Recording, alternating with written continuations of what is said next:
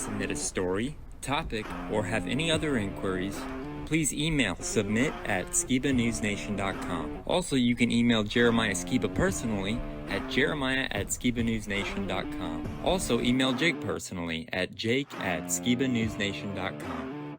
If you want to write us a letter, send us something, help support us, or just say hi, please send your letter to Jeremiah Skiba, P.O. Box 560-271, The Colony, Texas 75056. If you write us a letter, I'll do my best to write you back.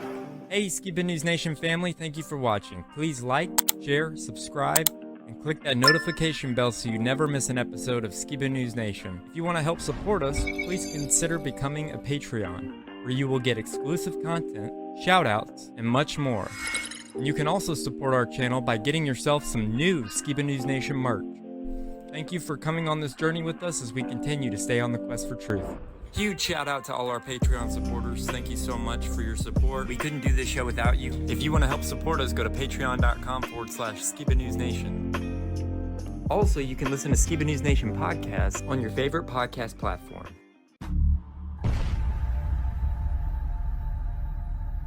What it costs. I want to know what the truth is. And I hope that people, my son, anybody, if my name comes up, whether you like me, whether you agree with me or not, at least you could respect the fact that he's on a quest for truth. He's on a quest for truth.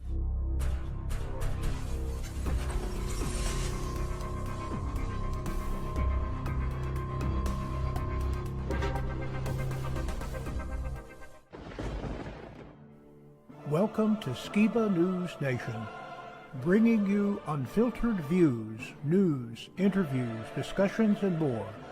And now, here's your host, Jeremiah Skiba, award-winning musician and son of Rob Skiba.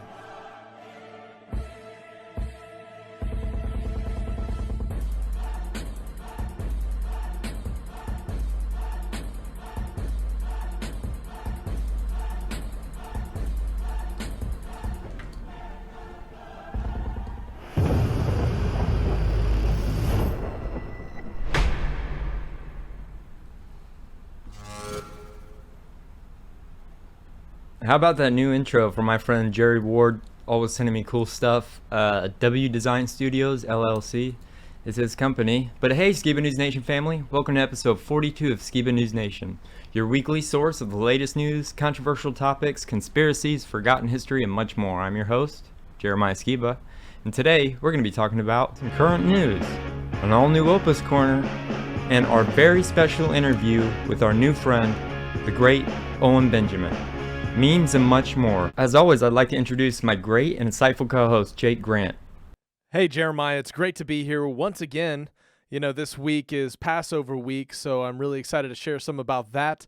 And I'm been part of the bear community myself for quite some time. My bear name is Gibberine Bear, so suffice it to say, I'm very excited for our interview this week.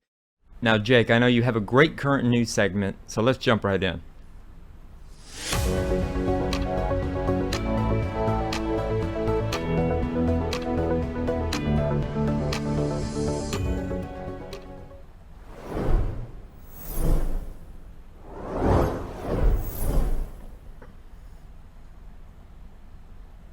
All right, guys, so let's start off with the most important things, right? It's always good for me to remind myself why I get this way sometimes. This meme puts it perfectly. A man who lacks purpose distracts himself with pleasure. And sometimes it's important to put in perspective, what is the purpose of man? What is our purpose here in this life? Sometimes I can fall into these ruts just like anybody else, and I like to remind others because this is the only way I've been able to climb out of it myself. And it's reminding myself these words from the wisest man who ever lived. This is King Solomon, and he said this: "In addition to being wise, the preacher also taught the people knowledge, and he pondered, searched out, and arranged many proverbs. The preacher sought to find delightful words to write words of truth correctly. The words of the wise are like goads, and masters of these collections are like driven nails. They are given by one shepherd, but beyond this, my son, be warned. The writings of many books is endless, and excessive study is wearying to the body." It looks like this guy, in his search went through quite the hurdle to kind of come to all his wisdom. So in a blessing to his son, he sums it all up, right? And this is what we get, the purpose of man. Check this out. The conclusion, when everything has been heard, fear God and keep his commandments, because this applies to every person. For God will bring every act to judgment, everything which is hidden, whether it be good or evil, whether it is good or evil. And the reason I read this is sometimes we can get into our ruts, forgetting our purpose, forgetting our strive, right? And whenever you think about what is the love of God, right? It's to keep his commandments, according to the words of Christ himself. And what is the love of our neighbor, right? To keep God's commandments when we treat him fairly, when we treat him righteously, right?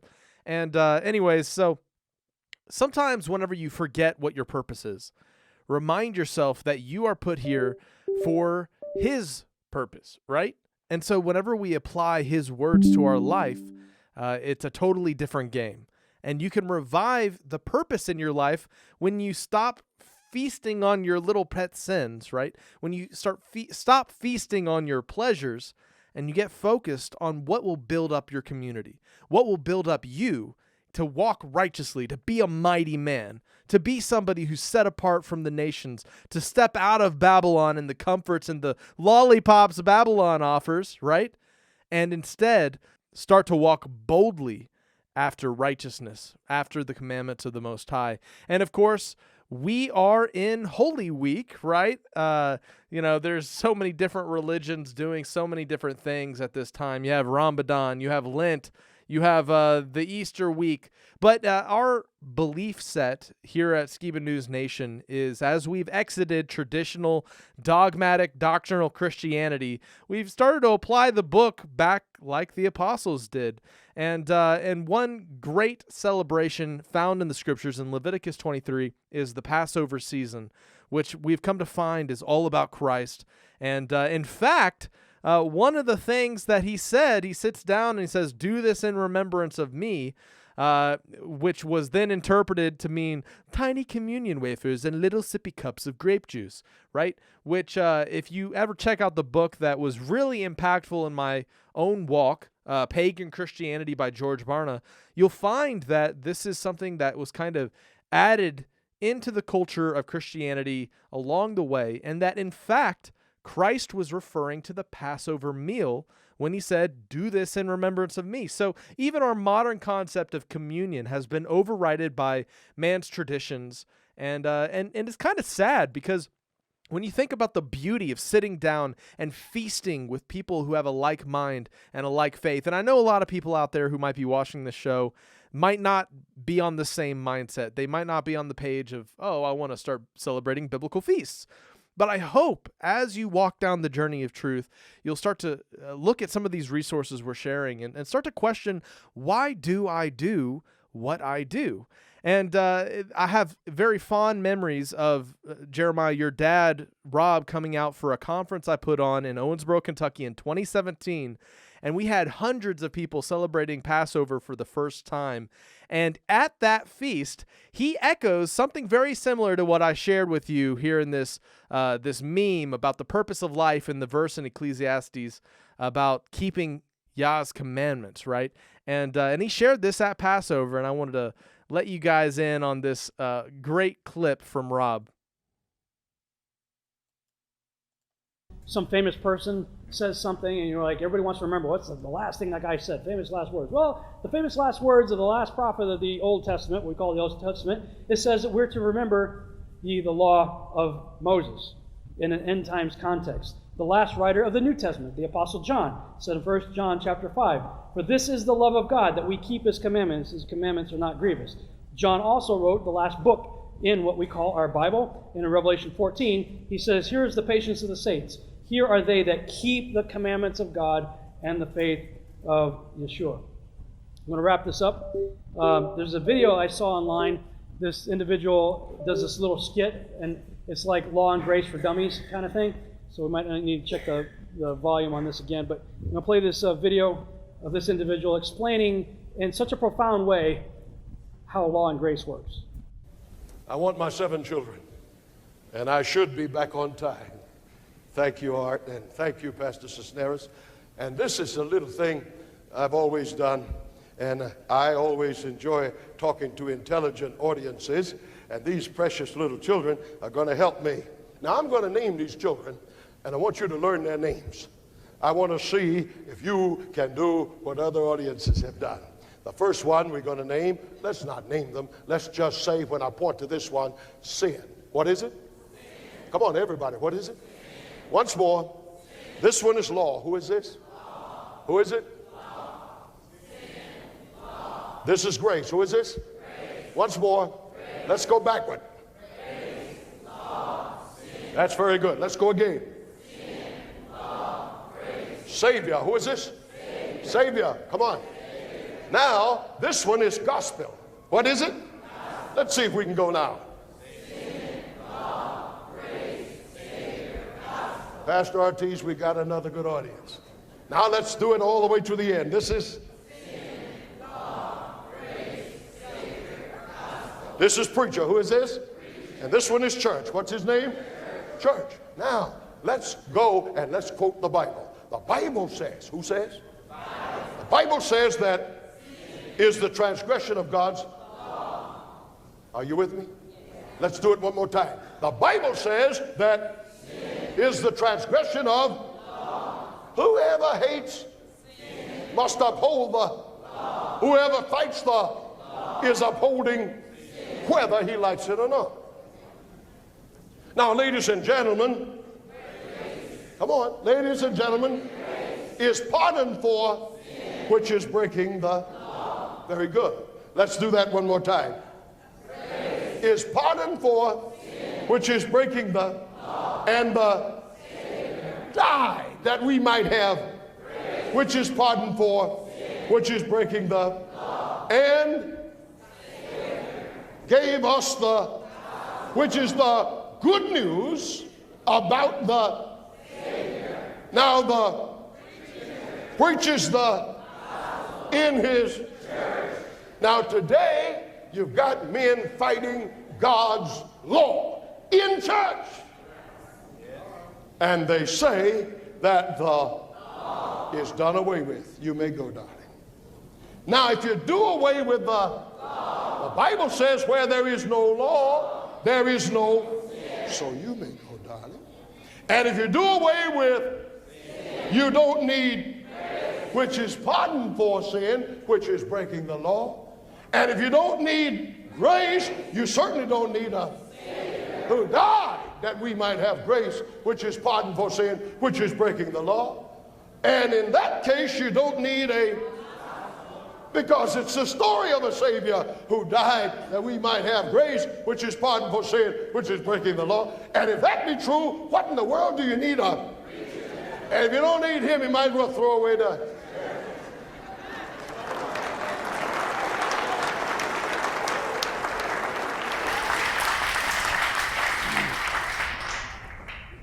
Perfect, isn't it? What a great little analogy. Is it starting to make sense? There's more to say, but we're going to run out of time. I know I don't want to take up other speakers' time also, but I'm excited because this Ephraim awakening is the love story of how Yahuwah redeemed his unfaithful bride. And as we are to mikra these things, to rehearse these things, I like I said, I've done a lot of theater, and when I write and direct plays, I like to do a lot of rehearsals, and then I'll tell all my actors, okay, actors, stay home. Get some rest. I need to work with the technical crew now. I need to work with the lighting guy, the sound guy, the prop guy, the fog machine guy, the special effects guys. I need to work with them. So I'll go through 1 or 2 tech rehearsals until I am absolutely certain that everybody knows their job, they all know their timing, and they hit it all perfectly. So the lights do what they're supposed to do, the sound, everything's the way it needs to be, all the props are where they're supposed to be at the right time. And then I call for a dress rehearsal. And in the dress rehearsal, it's as if it's the main event. There's no do-overs. If you flub a line, you got to go with it. You know, something messes up, you got to go with it. We have that dress rehearsal as if it's the main event. And then the main event comes, the crowd comes, the curtains open, and it's showtime. I was at a conference at Norm Franz's congregation for a Passover, and he was talking about some of this stuff and how everybody's fighting over when's the new moon? Is it a conjunction moon? Is it a crescent moon? Is it a lunar Sabbath? Do we even care about the moon?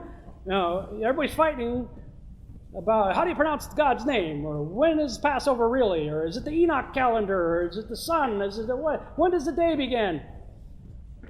Look, guys, we have been in exile for 2,730 years, thoroughly entrenched in paganism. We have inherited a lot of lies. Do you really think we're going to figure it all out in 7, 8, 10 years? No. Why can't we come and reason together as civilized human beings and talk some of these differences out, instead of labeling everybody a heretic or giving them, the right hand of fellowship followed by the left boot of, excommunication because they don't agree with you? Or thinking we have it all figured out, so we're going to go to another congregation that doesn't have it figured out and go straighten everybody out. I believe, and I said this to Norm Franz, I said, brother, it is my opinion that I think if God is in fact following sort of that same structure with this idea of rehearsals, that maybe we're in tech rehearsal phase. We're still trying to figure the technical stuff out. And we're not going to get it all right. At this point, we're like children drawing pictures for our daddy that barely look like stick figures, and we're presenting it to him thinking it's our masterpiece. And our loving Father just appreciates the fact that you drew this picture for him, and he appreciates it. He says, you know what, son? You know what, daughter? Good job. Hangs it up on the refrigerator. As messy and crazy as it looks. That's what's so beautiful about this time. And whether you're on this page or not, please don't be offended as we share our excitement for what, we're learning is something beautiful, that the enemy of our souls comes to steal, kill, and destroy, right? And some of the main things he takes away from believers are the very things that hold the most blessing, the most impact in our walk, such as, things that do with our health, things that do with celebrating the Most High, his feasts, his festivals, our identity as being grafted into Israel. He wants us to believe the people in the nation state over there who call themselves the people of the book are the true Israel, right? And yet making the church think we are some kind of Gentile amalgamation of traditions and doctrines that are all thumbed up by some man.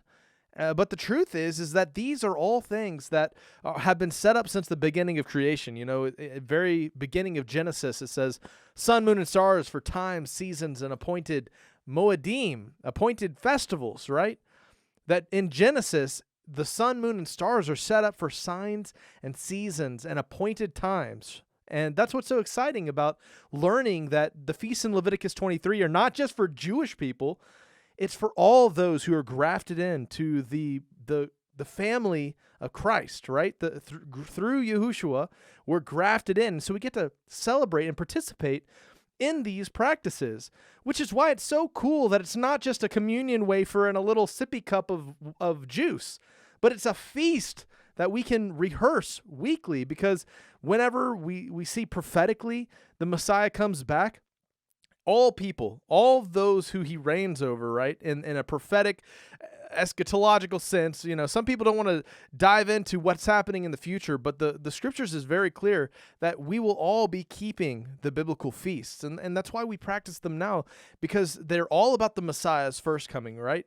Death, burial, resurrection, redemption, Holy Spirit being given, right? Passover through Pentecost, and then in the fall you have the fall feast, all about the second coming prophetically.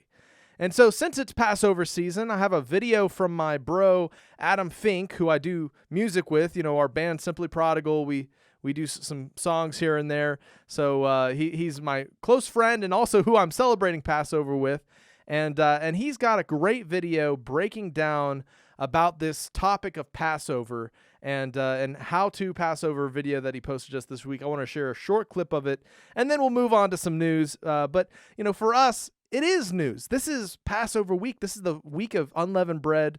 The festival is here, and it's so important because this is a time that we do the spring cleaning, right?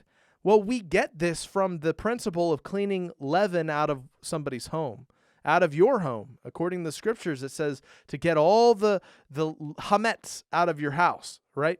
And whenever you do the physical process, it teaches you a spiritual application, because you don't want to end up like the first guy, the picture I showed, right? The person who is lacking purpose and distracting themselves with pleasure. You want to have a purpose and a goal in mind. So it's important to check yourself and to look inwardly at your life and to see, what little idols have I set up? What little sins have I, bent the knee to? What am I hiding that I don't want to give up, right? And so the physical process of removing leaven from your home during unleavened bread is this beautiful, symbology of removing sin from your life and getting your walk prepared. Because if we're dealing with these minor things, when, the stuff hits the fan, we're not going to be prepared because we're still struggling with our own issues. We're still fighting this person, and we're not ready to fight the world out there that's coming at us full force, right? So check out this video from my buddy Adam. Hope you guys enjoyed this short clip. Again, we'll remind ourselves, Exodus 13:6, 7 days you shall eat unleavened bread, and in the 7th day shall be a feast to Yahweh. Unleavened bread shall be eaten 7 days, and there shall no leavened bread be seen with you, neither shall there be leaven seen with you in all your quarters. And you shall show your son in that day, saying, This is done because of that which Yahweh did unto me when I came forth out of Mitzrayim, out of Egypt. And, we can say the same things to our children. Hey, he took us out of bondage. He gave us the true Lamb, the Son of the Most High, and he saved us. He freed me from sin, from bondage. And that's why we're doing this. We're doing it to honor him. So we're doing it today for a renewed reason. But here's what's interesting. So this is what I found amazing. When a lot of people are waking up and, like, hey, I think we need to start keeping the commandments, or I think we need to start looking into obeying what the Bible actually says a little more than what we've been taught all of our lives. A lot of people do the Passover and the Sabbath first, and this is really interesting. When you do the Passover, it's like action and reward. So when you move forward in faith and you do this feast day, there is a reward. Listen to this.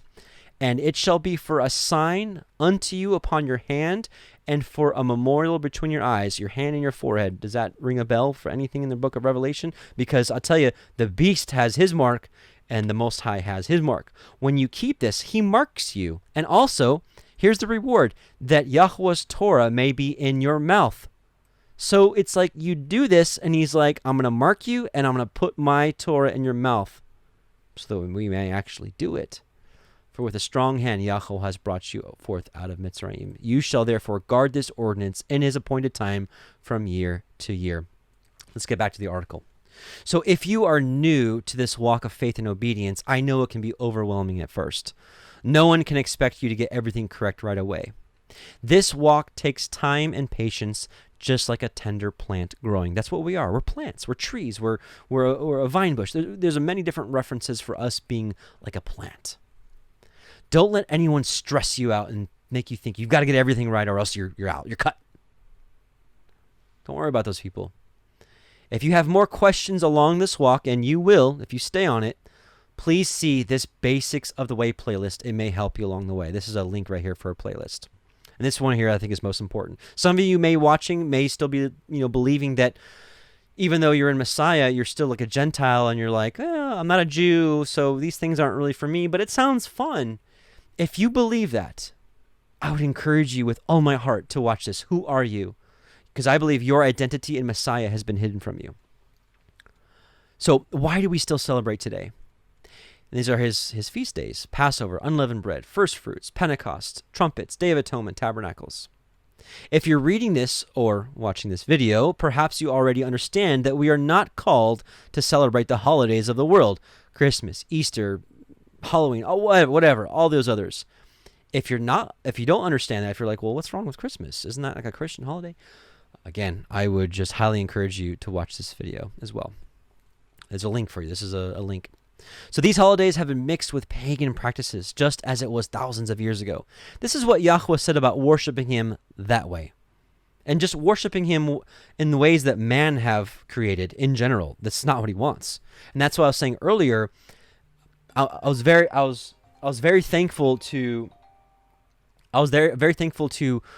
grow up in Judaism and now understand it from a different perspective, because I was able to see, how all these different traditions were added and aren't really in the Bible. I'm like, well, where's that? It's not in here. Where's that? And so, anyways, this is what the Most High says about celebrating him in different ways. Take heed to yourself that you be not snared by following them. After that they be destroyed from before you, and that you inquire not after their Elohim, saying, how did these nations serve their Elohim? So how do they serve their gods? Even so will I do likewise. You shall not do so unto Yahweh. So we can't celebrate him or worship him in a way that the world teaches. For every abomination to Yahweh, again, that's our Heavenly Father, which he hates, have they done unto their Elohim, or their gods. That's Deuteronomy 12:30-31. So here is the everlasting command. This is, again, the why are we celebrating today. Here's the everlasting command to keep these festivals. And this day shall be unto you for a memorial. You know what it is to hold a memorial. And you shall keep it a feast to Yahweh throughout your generations. You shall keep it a feast by an ordinance forever. How long's forever? Are we still in forever? All right, so just a really quick summary about this walk and why it's so exciting. And this is not a purity trip. Please don't get tripped over me sharing this with enthusiasm about the Passover season. It's just the fact that we're literally keeping Passover this week, so it is news for us. And, just a funny one for you guys to keep things humorous. This is the most unsuccessful lockdown of all time, right? And one interesting thing that always had me thinking about this time of the year was, how do you get 3 days and 3 nights between Friday night and Sunday morning? That's like at the most a day and a half. Well, if you understand how the biblical feasts work and you see that it's not only the seventh-day Sabbath, which, by the way, read Isaiah 56, y'all, is important. But there are yearly Sabbaths, which are these high feasts, these appointed times, which are all about the Messiah. And if he died rather on a Wednesday, which was the high, feast of Passover, which was that weekly Sabbath in the middle, and then you go from that evening, 3 days and 3 nights, you have an actual math that works out contrary to what is taught, for example, by the Catholic Church.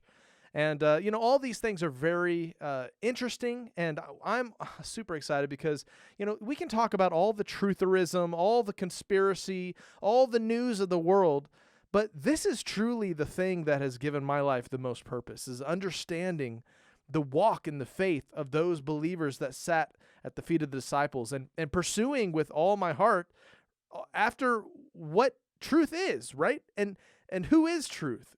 Yahushua. If we don't have faith, right, all of the conspiracies, all of the craziness in the world can get us down. It can get us depressed. Here's unfortunately, people have a blind belief in authority, and it's the greatest enemy of truth. And this is often what has happened in the modern church, where people have deferred their own pursuit of the truth for what the elder at the pulpit says. Inherited in innocence and kept in ignorance. And we keep traditions like the little communion wafer and the little sippy cup of juice. Once again, check out that book, Pagan Christianity by George Barna. You'll learn that most of the early believers did not keep communion as that weird little ritual that we see, in the Catholic Church and even in the Protestant now. They kept it as a feast, a time to gather with other believers and do this in remembrance of me, keeping one of the 7 Moedim, one of the 7 appointed times, which was like all pointing towards, the mission that Christ accomplished, right?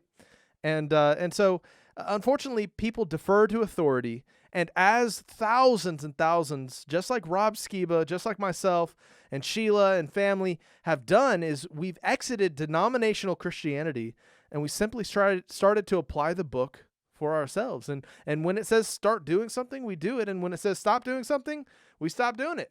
But if you keep reading, you'll find that these everlasting things are everlasting.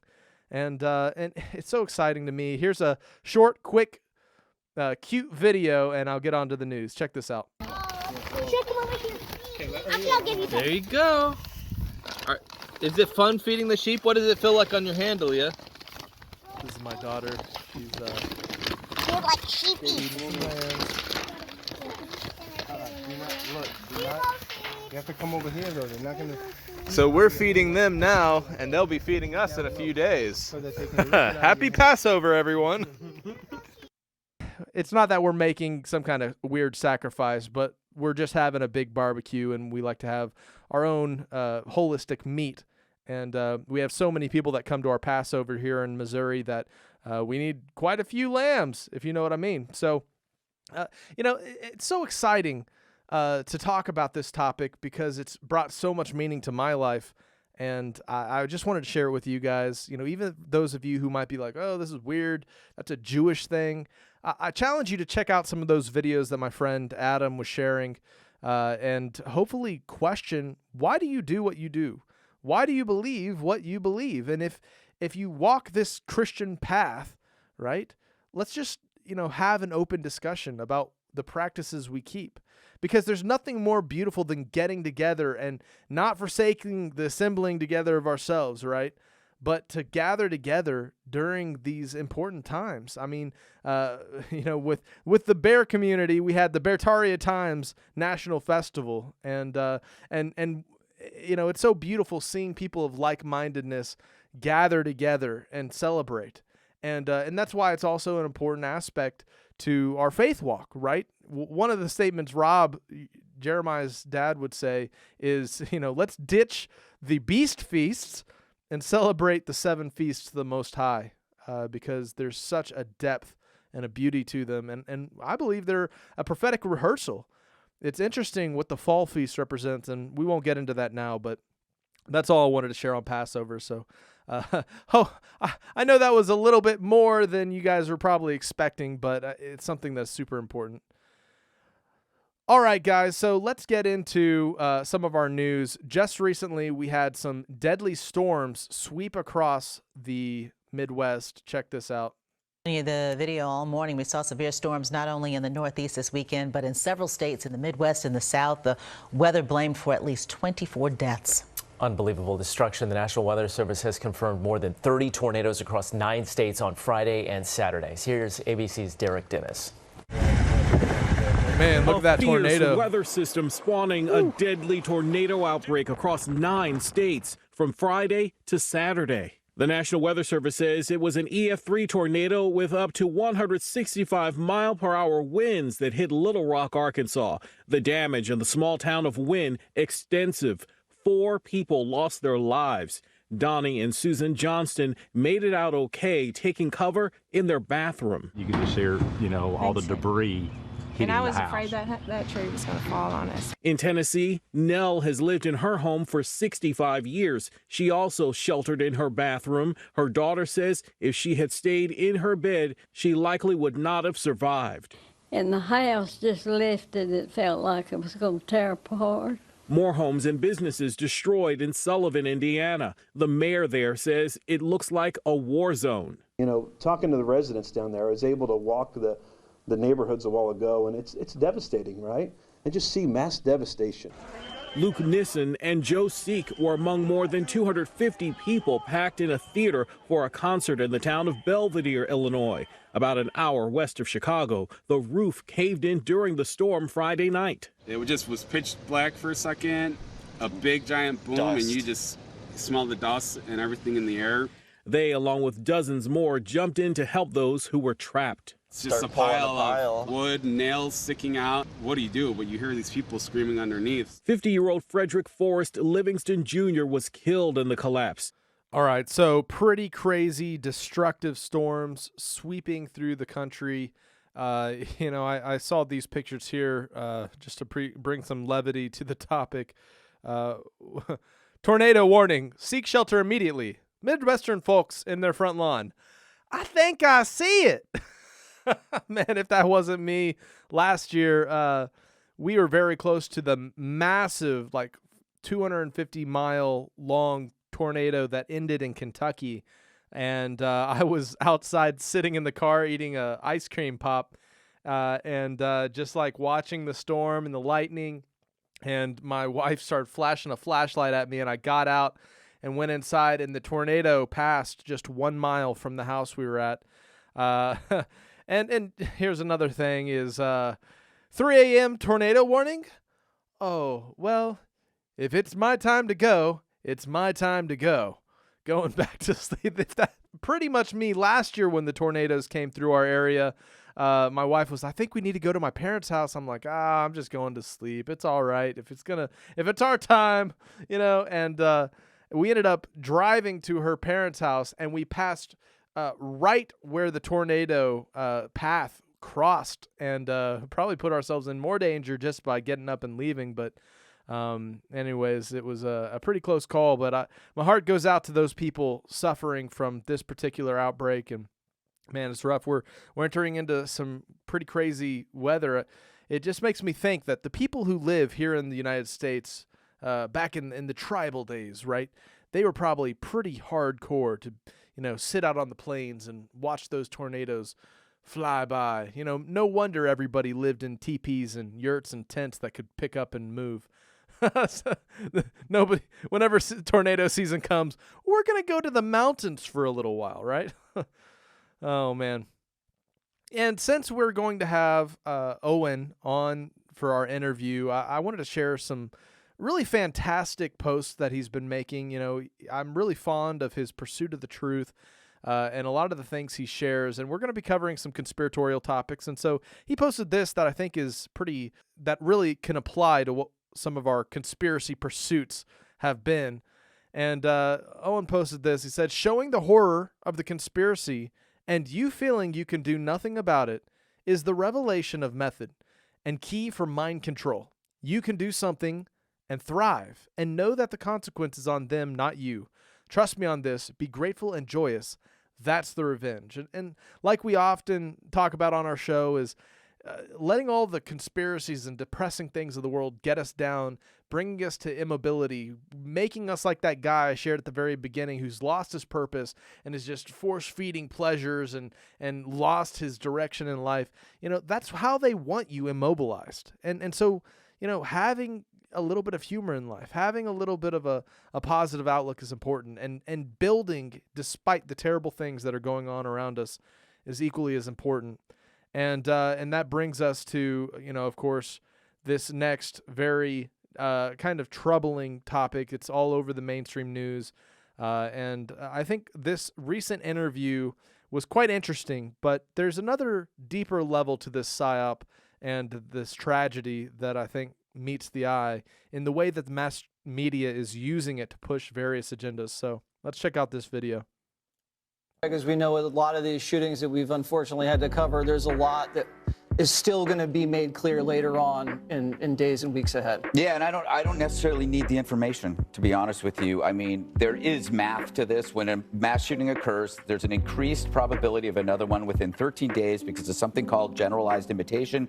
That's when a person's behavior is amplified and influences other people's behavior to engage in similar actions.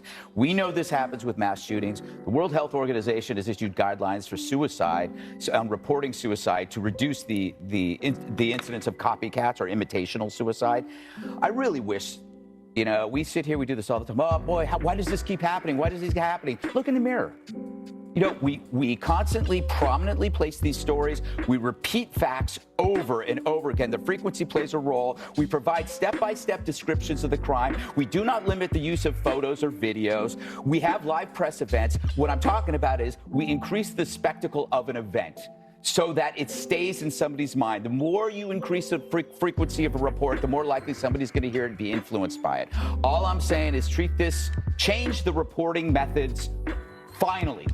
All right, so I thought that was interesting, somebody discussing the impact that promoting such atrocities and terrible acts so frequently on mainstream media outlets is something that prompts others to follow in those footsteps. And, you know, we're not breaking down whether the actual event was a psyop in itself or not. The fact is that the very topic of why it probably happened is rarely covered. And oftentimes it's the left-right paradigm of pushing whether we're going to have gun control or pushing whether we need militarized policed schools and every element of a patrolled, policed system to where we deposit our children, which is, you know, in itself alarming to me, considering how schools were slipping medical procedures through on your children, whether or not you agreed with them, such as, you know, certain public school systems that are pushing, you know, certain agendas on your children, and just the thought of having them locked up with roaming guards just makes me think of the militarized state. Not that we shouldn't be protecting our children. I'm more of an advocate, of course, of homeschool. Protect your children with arms by all means if somebody is coming after them, but putting those roles into the arms of somebody that you don't really know and giving it to an institution that you can't fully trust is something that is alarming to me in terms of the right paradigm. And of course, the left paradigm, which is all guns are bad, despite the fact that it's usually the bad people that get the guns and the good people that give up their guns causing the issue in the first place. But the real issue that I think we need to focus on is something that is mentioned briefly by Representative Marjorie Taylor Greene in this recent deposition.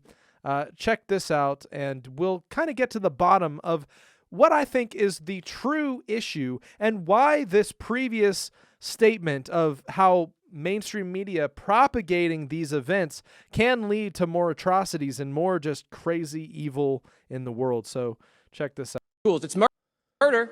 Is there any question? I'll yield to anyone on this committee who disagrees that murder in schools is not murder. I yield. Will you yield? Oh, I'll yield. Yes, please. Yeah, when I was in 11th grade and Joe Biden made our schools gun-free school zones, one of the students in my school brought 3 guns to school, and our entire school went on lockdown because he was the only person with a gun.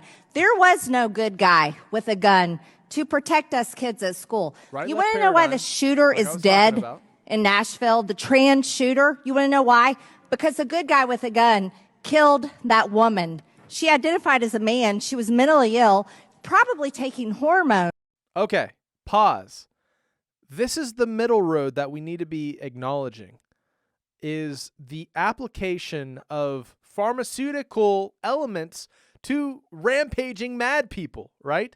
And she's going to keep talking, kind of glance past this, but she was probably mentally ill, probably taking hormones, and she went and shot a bunch of people. And this is something that it seems to be glanced over by the mainstream media, which is a regular recurring theme in a lot of these shootings, which is the element of pharmakia or drugs that these kids or these adults that do these atrocities are using to alter their mind state.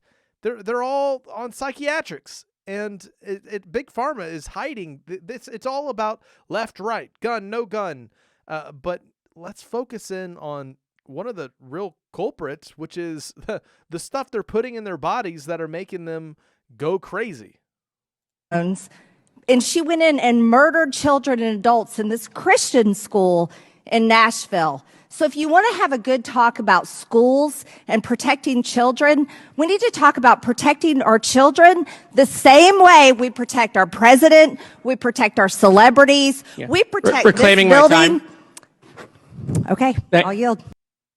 All right, and of course, just keep in mind kind of my caveat with the whole right-left paradigm with how it is kind of interesting to me that the right is leaning into the aspect of militarizing and putting, you know, armed protection around your children in an institution you can't truly trust yourself in terms of ideology, in terms of medical advocacy. These are all topics that make me very skeptical of people that are, wanting to push that particular, rebound from this topic So I say protect your kids with guns by all means, but do it in your own home and teach them what you want them to learn, because a lot of these places, I know this was a Christian school, so don't get me wrong, but so the big change that any legislation would affect would be the public school systems. Private schools are a totally different matter, even though I know this topic happened at a private Christian school. And,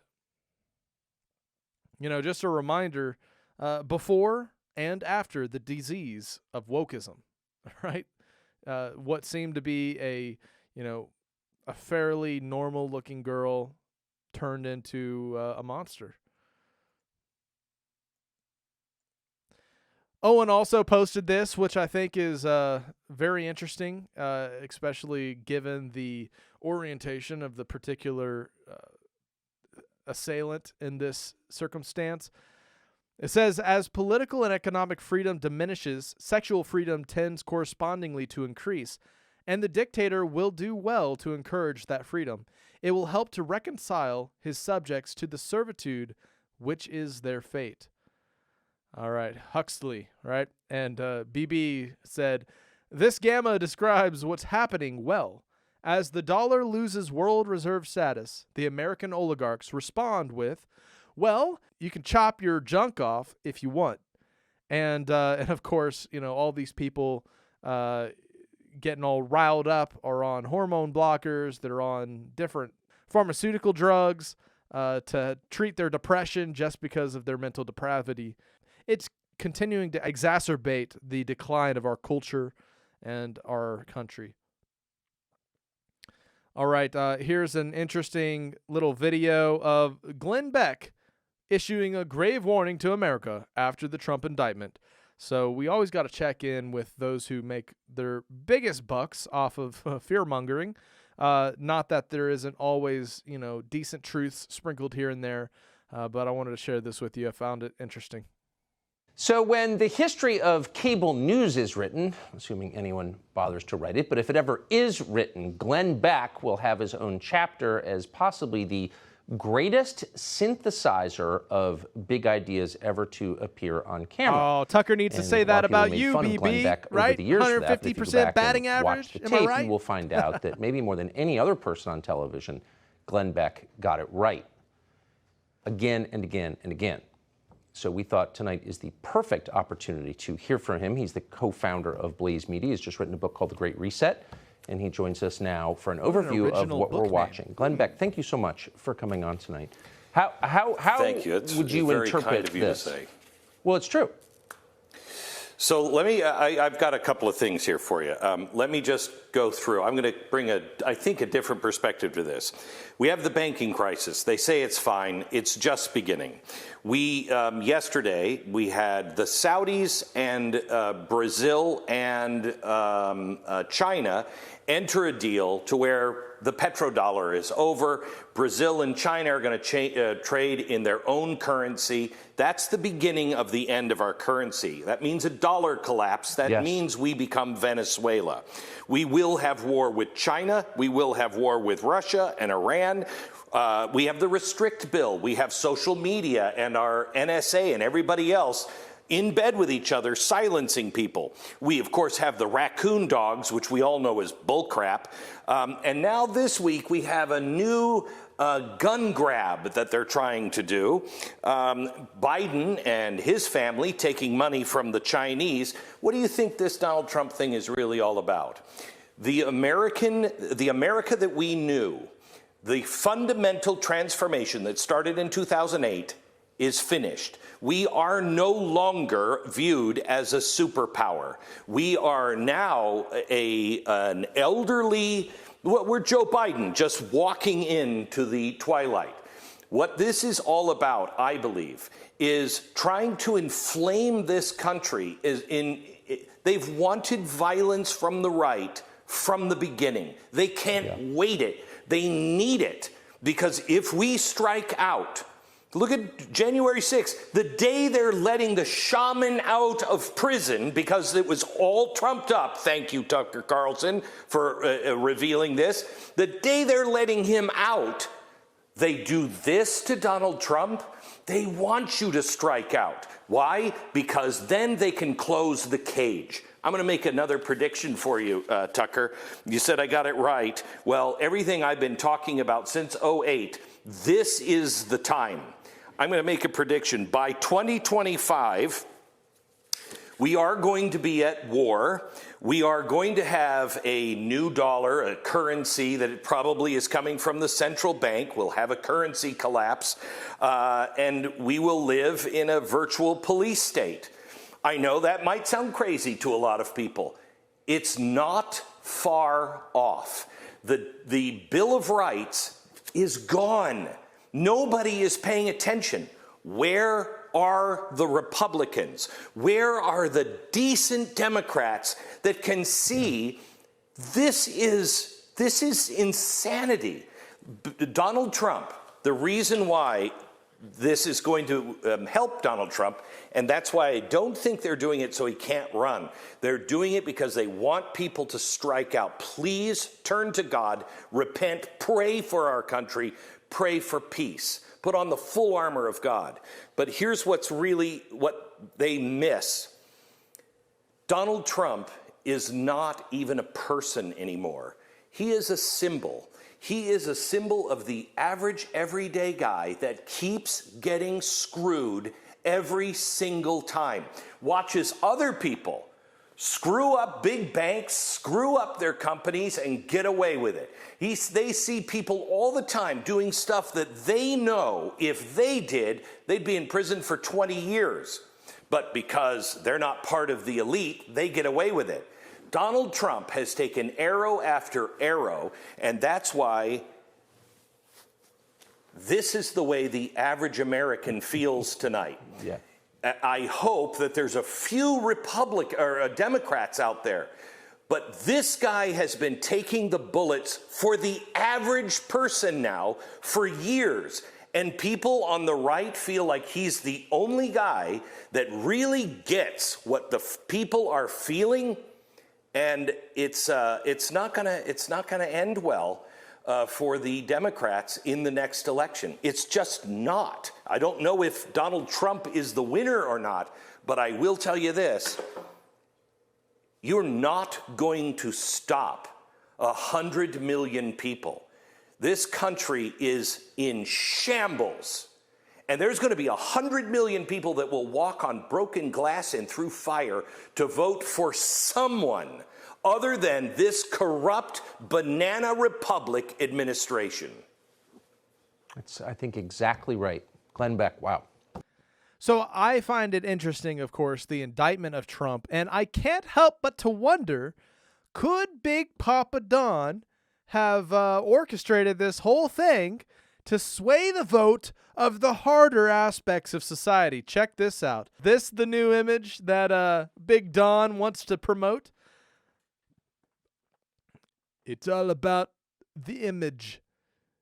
And to win those voters over, could him going to prison or to jail for one night or whatever, could this be how he sways the vote?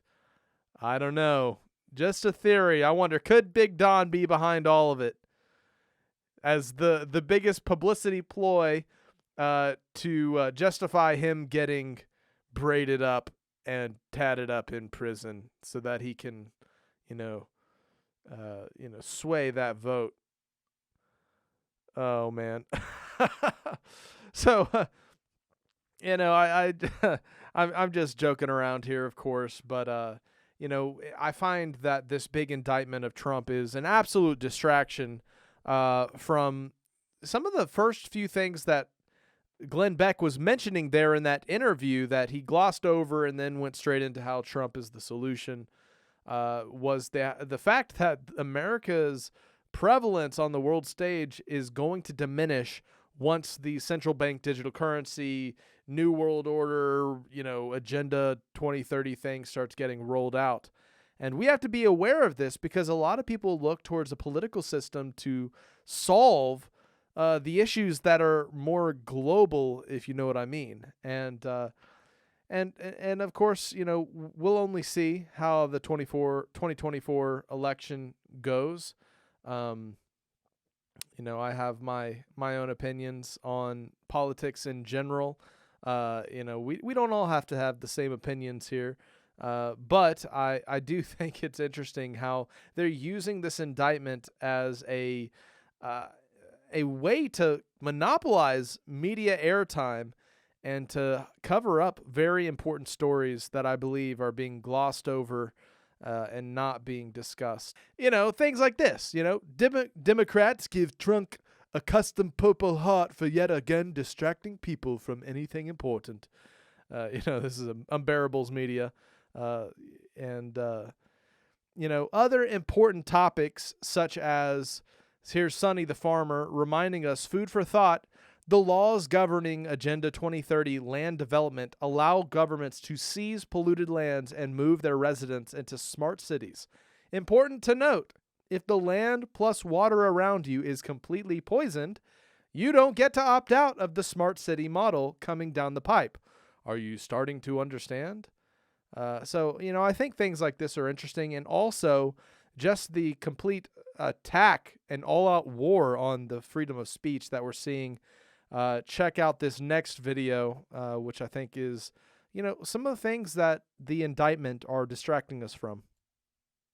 Last week, I brought you all the case of Douglas Mackey. He's a pro-Trump Twitter user who in 2016 tweeted out a meme targeted at Hillary voters, telling them that they could avoid the line and vote by text. To most people, that sounds funny or lame, possibly a mix of both. But to Joe Biden's Department of Justice, they saw a crime. The very first week in office, they indicted Mackey on a charge of conspiracy to deprive individuals of their right to vote. Prosecutors alleged that some 4,500 people called the number on the meme and that Mackey distributed. They honed in on Mackey's private messages, where he and other pro-Trump Twitter personalities reveled in the reach of their accounts, hoping they could trick, quote, dopey liberals not to vote. Now, is Mackey a good person? Probably not. But that's not enough to put somebody on trial. Ultimately, this trial was about whether satire online should be legal, even satire that is malicious, mean, and targeted, whether that should be illegal or not. Here is the meme. And to be clear, Mackey did not even make it. He only distributed it along with many others. Do you really believe any reasonable person would see this meme and otherwise not vote?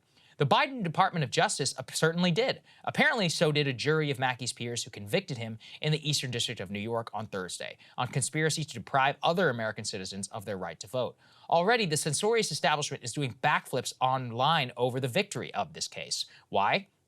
The government even put out a victorious press release about the verdict, put it as a warning to anyone else who may do so online.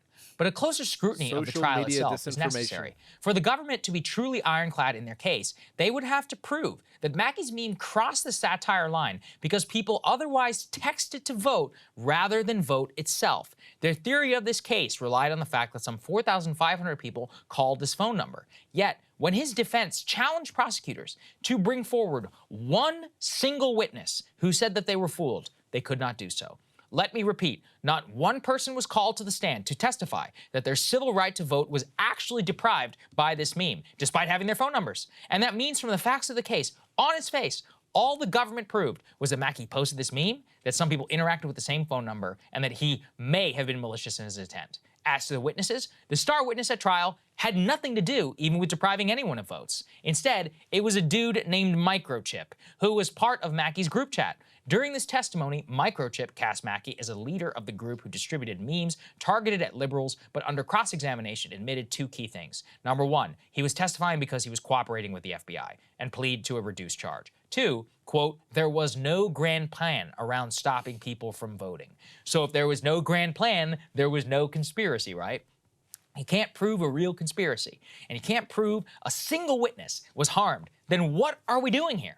Obviously, none of these questions mattered to the New York City jury that convicted Mackey, but one has to wonder if the politics of the area played into that, and also to the wisdom of bringing charges like this in the first place.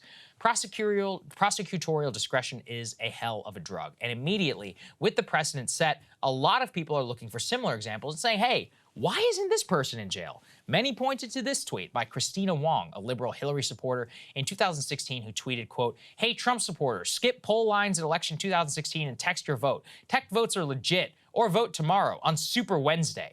That, along with the video that was viewed close to 1 million times. Now, if you ask me, that's funny. and just as ridiculous as the meme that Mackey posted. But now, by the standards the government has set, any of the 843,000 people who watched that video have been contaminated by Wong's conspiracy to prevent Trump supporters to vote. Now, curiously, Ms. Wong remains free and clear to this day. To be clear, she should remain so. So should Mackey. People say stuff on the internet they don't mean all the time. Worse, this has been rewarded now by the FBI for wasting their time policing Twitter trolls rather than letting child sex predators like Larry Nassar go free.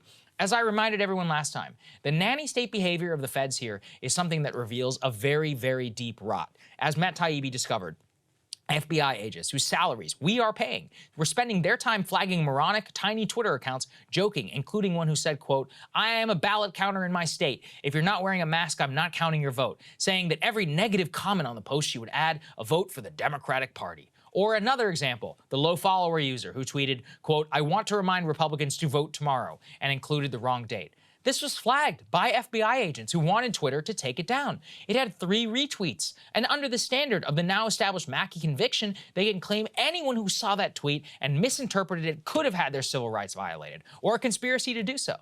The standard now has been set and the gauntlet thrown. We now live in a significantly less free internet. The best response to this, from an individual perspective, post less, even if you're anonymous. If you screw with somebody like Hillary, they will track you down to the ends of the earth and potentially throw you in prison for a decade for a crime of her running a terrible campaign.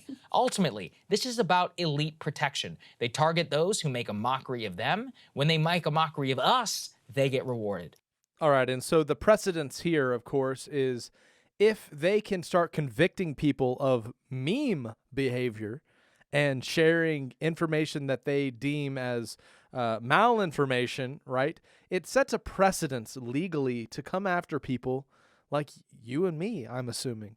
People that are just sharing fun things online, right? And further on this topic, here's another interview from a Matt Taibbi, who is kind of the lead on the Twitter files whole expose thing.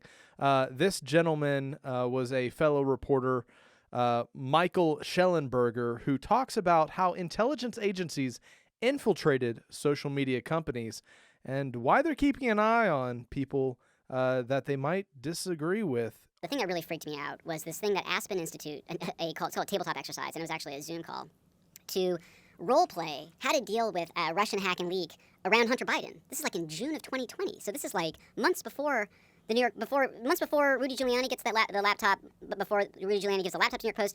Why in the hell is Aspen Institute holding a tabletop exercise to pre-bunk? Basically, they are training or brainwashing all these journalists. I mean, it's CNN, New York Times, Washington Post, Wikimedia Foundation, the Wikipedia folks, the networks, all of the social media companies, all coming together to be like, okay, well, if something is leaked, then we should not cover it in the way that journalists have traditionally covered it. So it's a lot to unpack, of course, and as we look at the infiltration of government into social media, and we see how there's not only the pronged attack against people and their ability to share information or share a varying opinion, but also the direct censorship of harmful malinformation as deemed by these agencies. So it's a multi-pronged attack against freedom of speech, and this is what's not being focused on by the mainstream media. A lot of the decisions, such as the banning of TikTok that is being pushed through Congress and the decision to allow this to continue to go, and the people who have challenged the establishment, so to speak, being able to be under legal consequences, this is big news. And yet we're covering, of course, things like Trump possibly having a misdemeanor escalated to something that I'm pretty sure he's going to get out of, right? So why are we focusing all our attention on these topics and not on these topics, such as, why are they getting ready to ban a massive bastion of free speech, despite the fact that it's probably Chinese monitoring as well? But you're being monitored by the Patriot Act and all kinds of video surveillance all the time, everywhere, anyways. As Jim Brewer puts in this quick video, check this out. TikTok is wreaking havoc with too much information, too much truth, too much videos, and It has awakened a monstrosity of humanity. Oh, TikTok is free. Please, your phone, Google, everywhere you go, you got to fill out your name, your address. They take your eyes, your passport. Don't give me this nonsense that they're spying on you. This is another reason why they want to ban TikTok. TikTok is wreaking havoc. Wow. Well put, I think, why they're wanting to ban TikTok. As I shared in last week's episode, one of the most searched topics on TikTok, over 2 billion views or something, was flat Earth. I wonder why. I mean, there's people sharing some stuff that's really making people question even the reality we live in. So, of course, they want to get that banned as quickly as possible.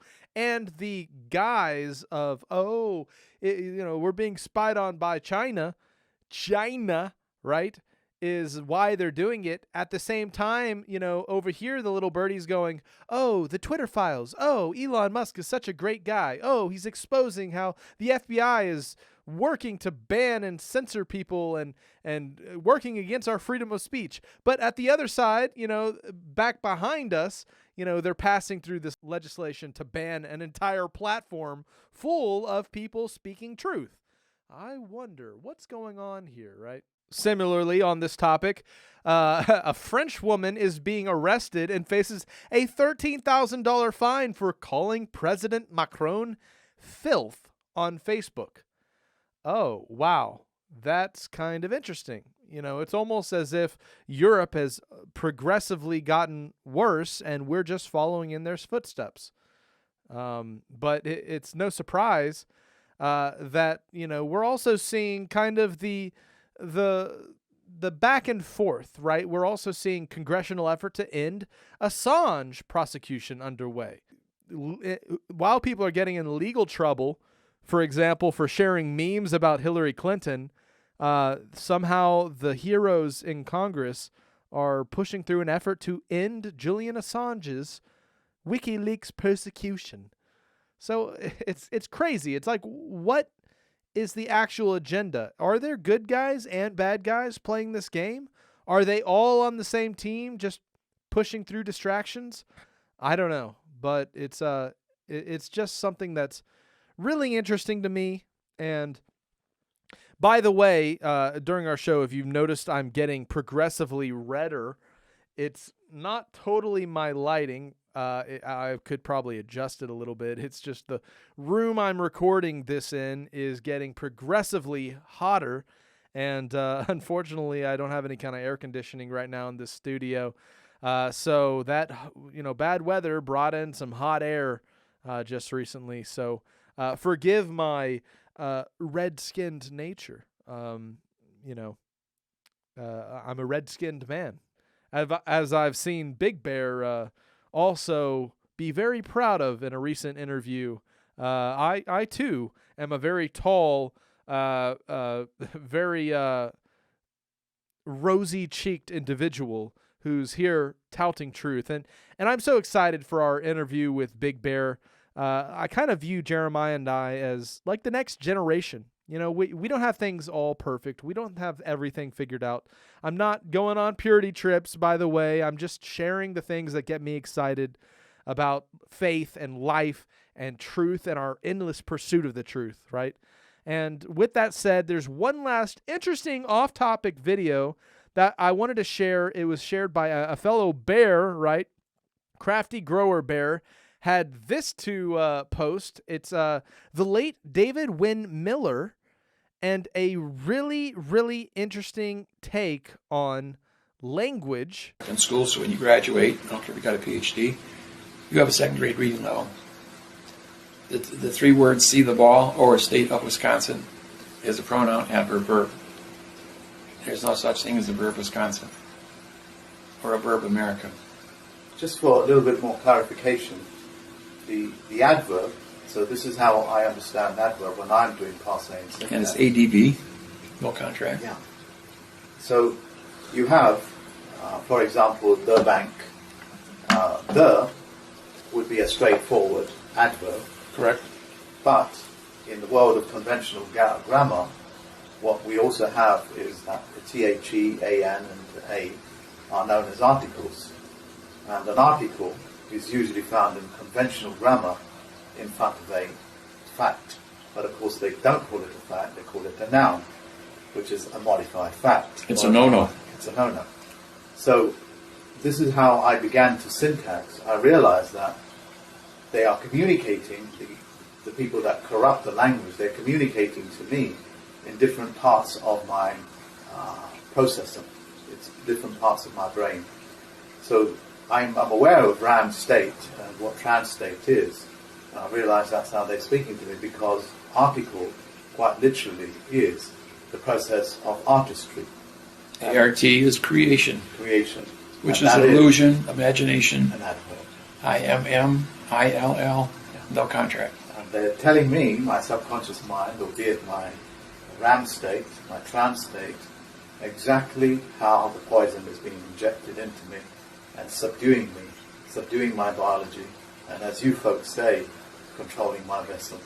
TV, radio, newspapers, magazines, all written in fiction. And that's how we know that an adverb is actually like an article, because an article changes it and changes modification, as you say, and that's done by grammar, which are the rules of writing near perfect poetry. This interview is done in Babel, because Babel is the only language that everyone understands. But as we pick out the key words in our Babel, we will break those down into no contract and explain to the people that they may hear one thing, but they're actually hearing nothing until we explain and pull the nothings out and make them aware of the nothings. So the first rule of a teacher is to communicate with its student. Once the communication is established, we can then break it down into writing, which are the hieroglyphs on paper. Paper is a vessel in a sea of space. All vessels must have flags and advertise their transportation, and must pay the postage to move it between point A and point B if they wish to make contact with another human being. You say paper is in maritime. Can you tell me why paper is in maritime? Because it's a vessel in a sea of space. Staring me right in my face. Earth is a vessel in a sea of space. Earth is a vessel. All things on the vessel are cargo. So therefore, all things are maritime. In 1969, we never went to the moon. I'll tell you that right now. You can't get through the radiation belt. We don't have technology to protect the astronauts from that. And of course, there was 38 different angles of shadows in the video that we saw on our little fuzzy 280 line black and white TVs in 1969. And so nobody would know the difference, you know. But when you break it all down, the whole thing was to make a statement. Oh, look at Earth. It's a vessel in a sea of space. And the next day, the yellow French flag went up under maritime law on every courtroom on the planet, in every flag on the planet. You go to the United Nations, they have 7 flags in front of each of the 200 embassies. And they're all yellow French flags with a gold braid on it and a gold rope. And anything you put on top of the standard cancels the constitution of the flag, contract of the flag. You put a Coke can on top of the standard, and it cancels the flag. And when you look at a United States dollar bill, the wings of the eagle are up. That's postal. But when you see the eagle's wings down, that's a phoenix. And a phoenix is a fiction bird from Harry Potter. And that's the Vatican. It's fiction.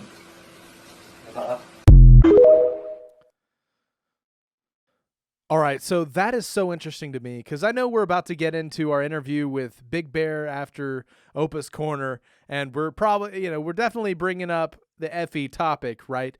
But this guy asserted something that I've never thought of before. The fact that by going to the moon, supposedly, they were able to turn around and they see the Earth in space, right? And that therefore declares that the Earth is a vessel and all that is on the Earth is its cargo, therefore giving the whole maritime authority over all the Earth, negating natural law, and instituting the very complicated maritime law understanding of authority over individuals, courtroom interaction, all of these things, and just the fact that he mentioned all these flags went up right around the time that they turned around and were like, oh yes, it is a vessel.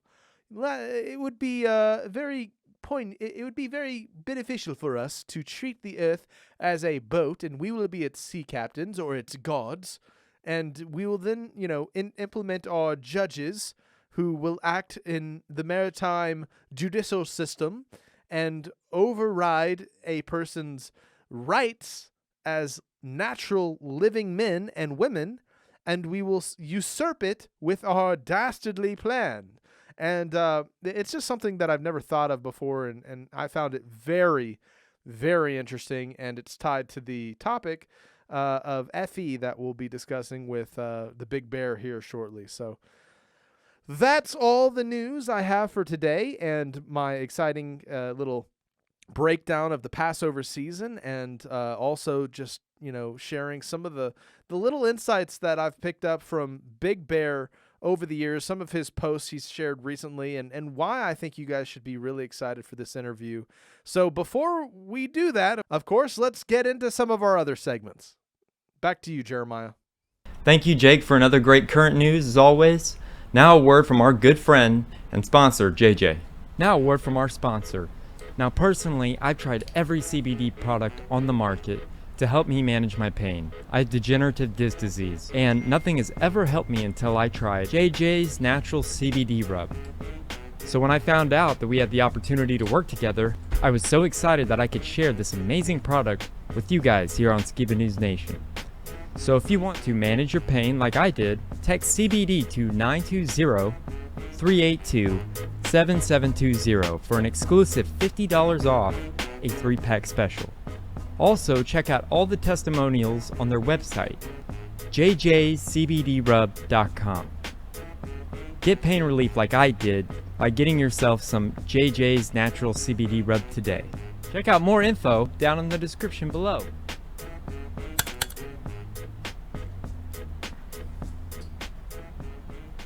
Also, big thank you to JJ because he made today's interview with Owen Benjamin happen by helping me with the ins and outs and all that stuff. So thank you again, JJ, for all that. And now it's about that time for it's an all-new Opus Corner. Take it away, Opa.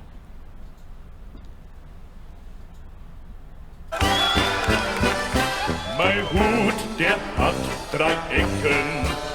3 Ecken hat mein Hut. Und hat nicht 3 Ecken, dann ist es nicht mein Hut. Well, well, well, it's time for another Opus Corner. A man was at the hospital and walked into a surgeon's office. "Can I help you?" the surgeon asked. "I keep thinking that I'm a moth," the man replied. "Well, you probably want to see a psychiatrist for that." "Yeah, I know." The surgeon looked confused and said, "Then why are you here?" "The light was on." That's a Norm joke. That's great. Seniors are standing in line at a grocery store. It was a long line at 7:45 a.m., and the grocery store opened at 8 a.m. for seniors only. A young man came from the parking lot and tried to cut in at the front of the line, but an old lady beat him back into the parking lot with her cane. He returned and tried to cut in again, but an old man punched him in the gut, then kicked him to the ground and rolled him away. As he approached the line for a third time, he said, "If you don't let me unlock the door, you'll never get in there."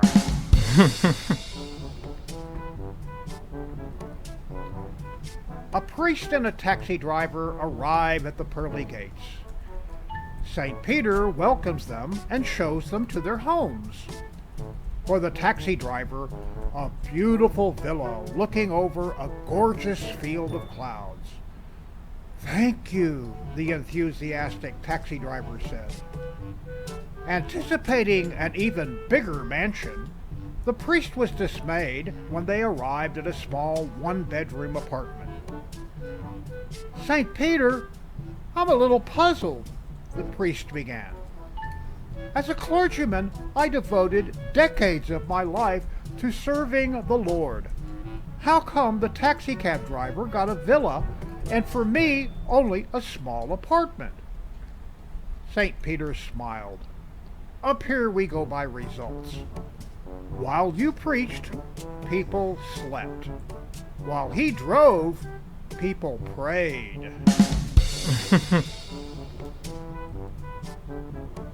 A blonde calls her boyfriend and says, "Please come over here and help me. I have a killer jigsaw puzzle and I can't figure out how to get started." Her boyfriend asks, "What is it supposed to be when it's finished?" The blonde says, "According to the picture on the box, it's a rooster." Her boyfriend decides to go over and help her with the puzzle. She lets him in and shows him where she has the puzzle spread all over the table. He studies the pieces for a moment, then looks at the box, then turns to her and says, "First of all, no matter what we do, we're not going to be able to assemble these pieces into anything resembling a rooster." Then he takes her hand and says, "Secondly, I want you to relax. Let's have a nice cup of tea, and then," he said with a deep sigh, "let's put all of these cornflakes back in the box."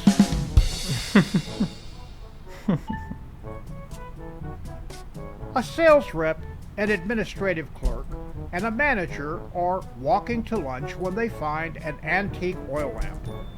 They rub it and a genie comes out. The genie says, "I'll give each of you just one wish." Me first, says the administrative clerk. "I want to be in the Bahamas, driving a speedboat without any care in the world." Poof, she's gone. Me next, says the sales rep. "I want to be in Hawaii, relaxing on the beach with my personal masseur in an endless supply of pina coladas and the love of my life." Poof, he's gone. "Okay, you're up," the genie says to the manager. The manager says, "I want those two back in the office after lunch." Moral of the story? Always let your boss have the first say.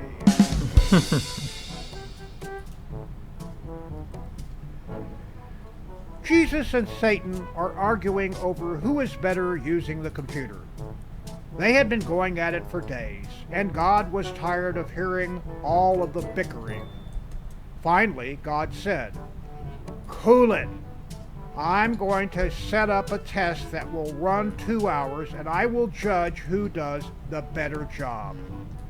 So, Satan and Jesus sat down at the keyboards and typed away. They moused. They did spreadsheets.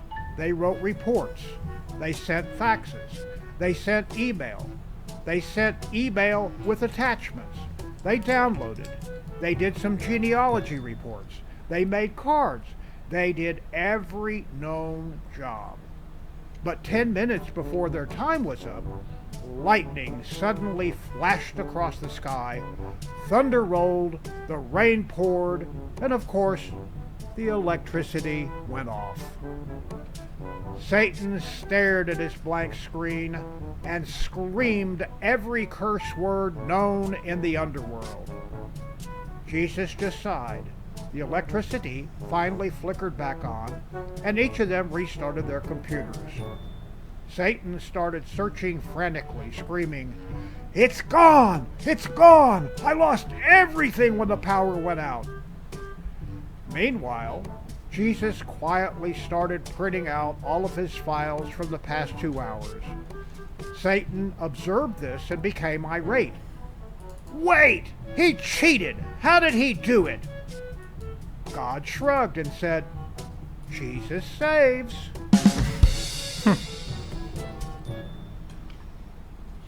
a woman drove to the local grocery store to buy a turkey to prepare for dinner. She was picking through the frozen turkeys, but she couldn't find one big enough for her entire family. So she asked a stock boy, "Excuse me, do these turkeys get any bigger?" The stock boy replied, "No, ma'am, they're dead."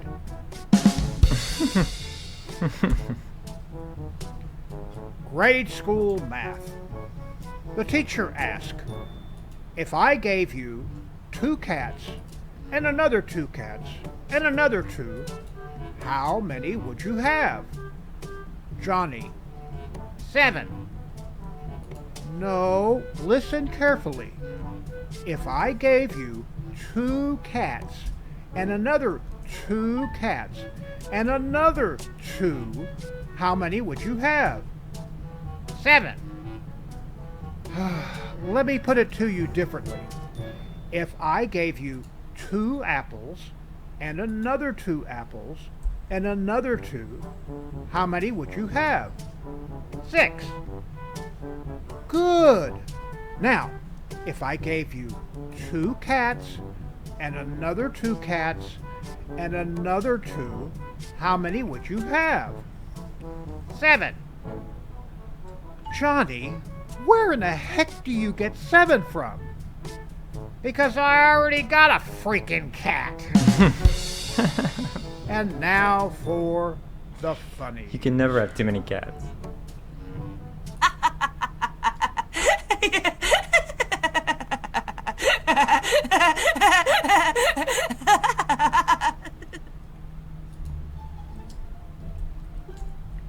Dogs when you come home. You're back. I didn't think you'd come back. Oh boy, oh boy, oh boy, oh boy. Cats when you come home. Scritch, scritch. Sup?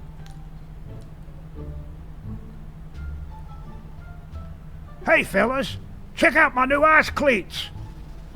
The smell of burning feathers hung in the neighborhood for days.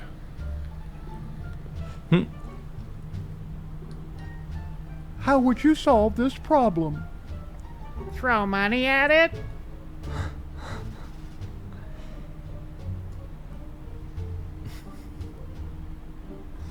Medical alert bracelets for cats. I've climbed it and I can't get down.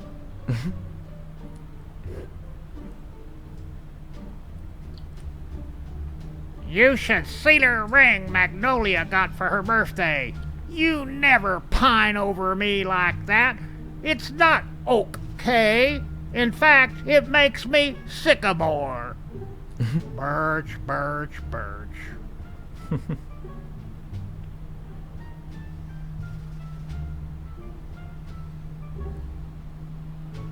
The following footage of water puddles on the front lawns may be disturbing to some viewers.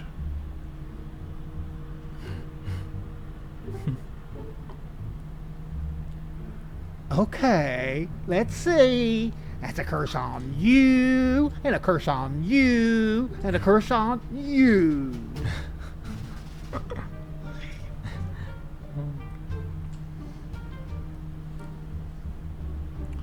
Oh, they're fine. I just found that dachshunds are easier to manage when you braid them.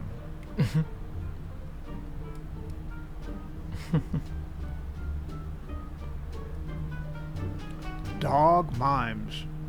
Oh, look. Now he's inside an invisible fence.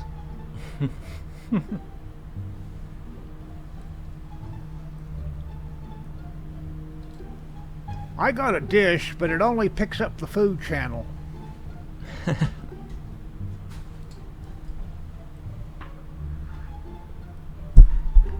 Where Argyle sweaters come from.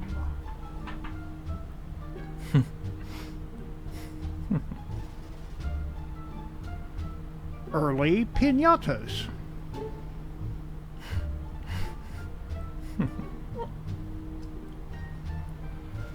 I've knocked over lots of stuff, but this was my greatest achievement.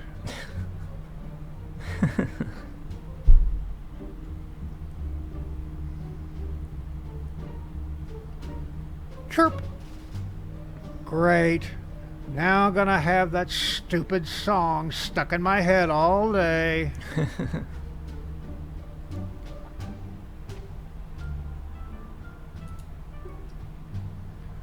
We met online.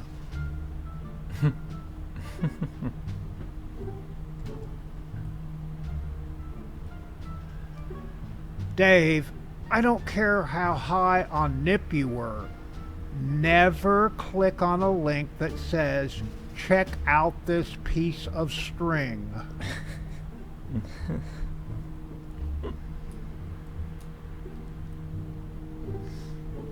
It's called catch and release. Oh, God, the world's gone mad.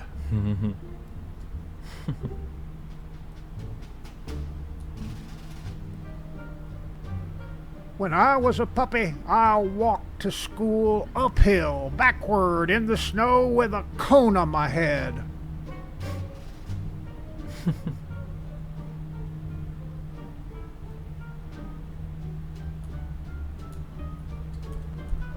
No, I think I'd like it better over there.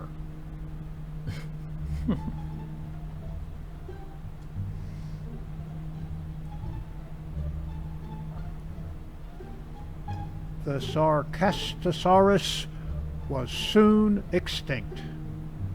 Wow, well done. You sure scared me. You should pat yourself on the back. Oh, right.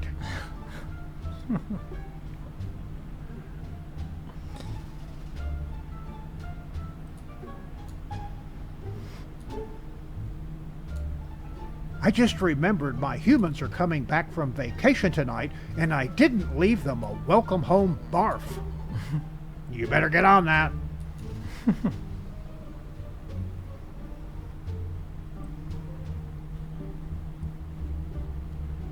Like other legendary Brits, young Eric Clapton discovered his destiny quite by accident.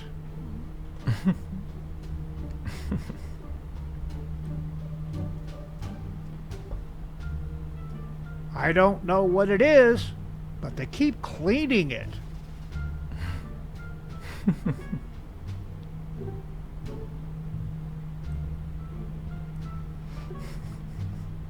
Recently in front of a shoe store. That's Carl. He actually made it in the fashion industry.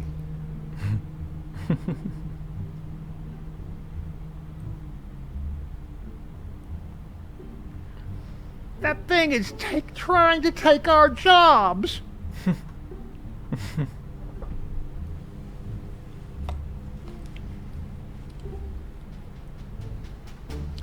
Grocery list. Let's see. Rancid butter, rotten eggs, moldy cheese, spoiled fruit.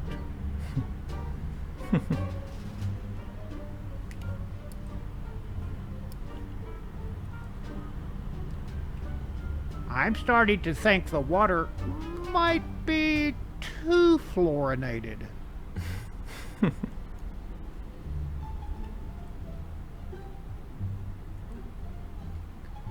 All I remember, officer, is he acted very silly.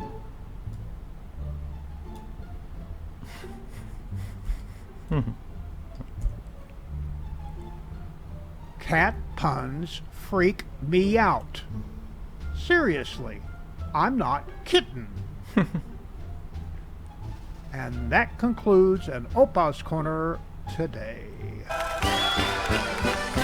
Mein Hut, der hat 3 Ecken. 3 Ecken hat mein Hut. Und hat nicht 3 Ecken, dann ist es nicht mein Hut. Opus Corner is now available on my own YouTube channel. Like, share, and subscribe.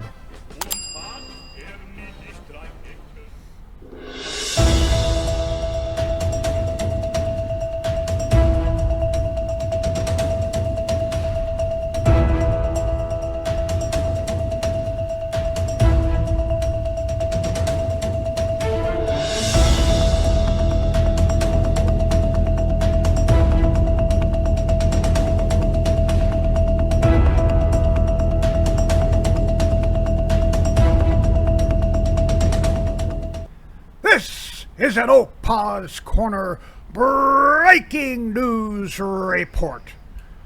We have just received word that OPA has been given the pink slip on Opus Corner.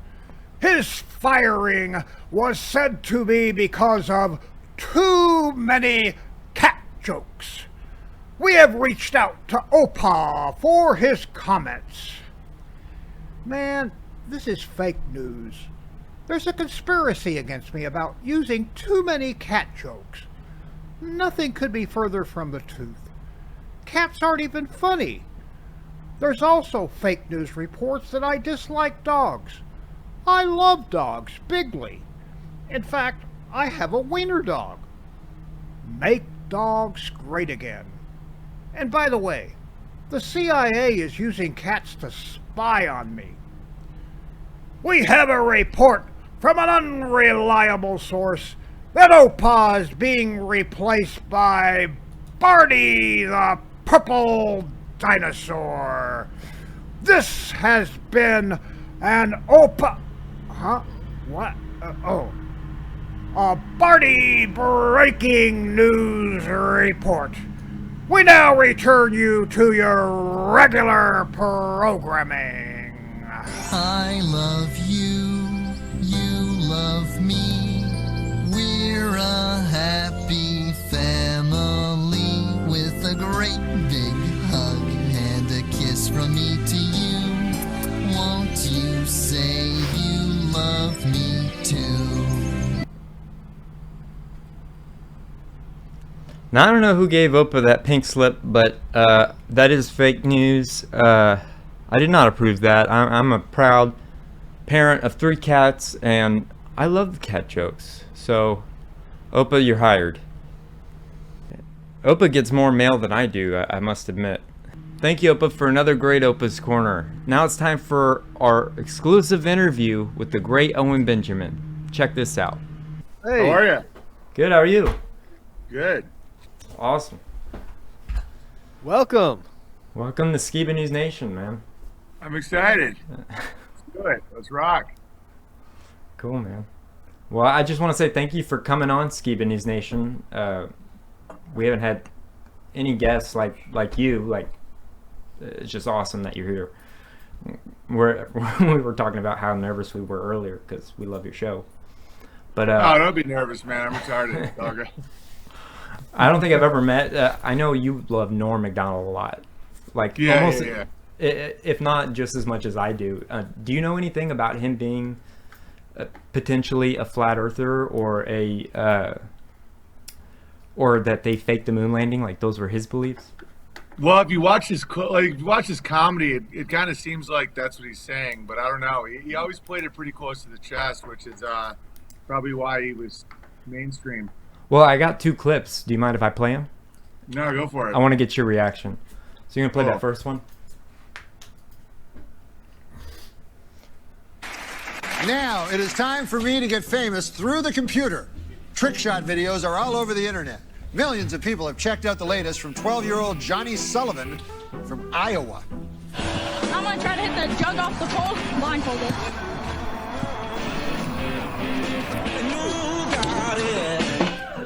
Oh, yeah, that's pretty good, huh? No.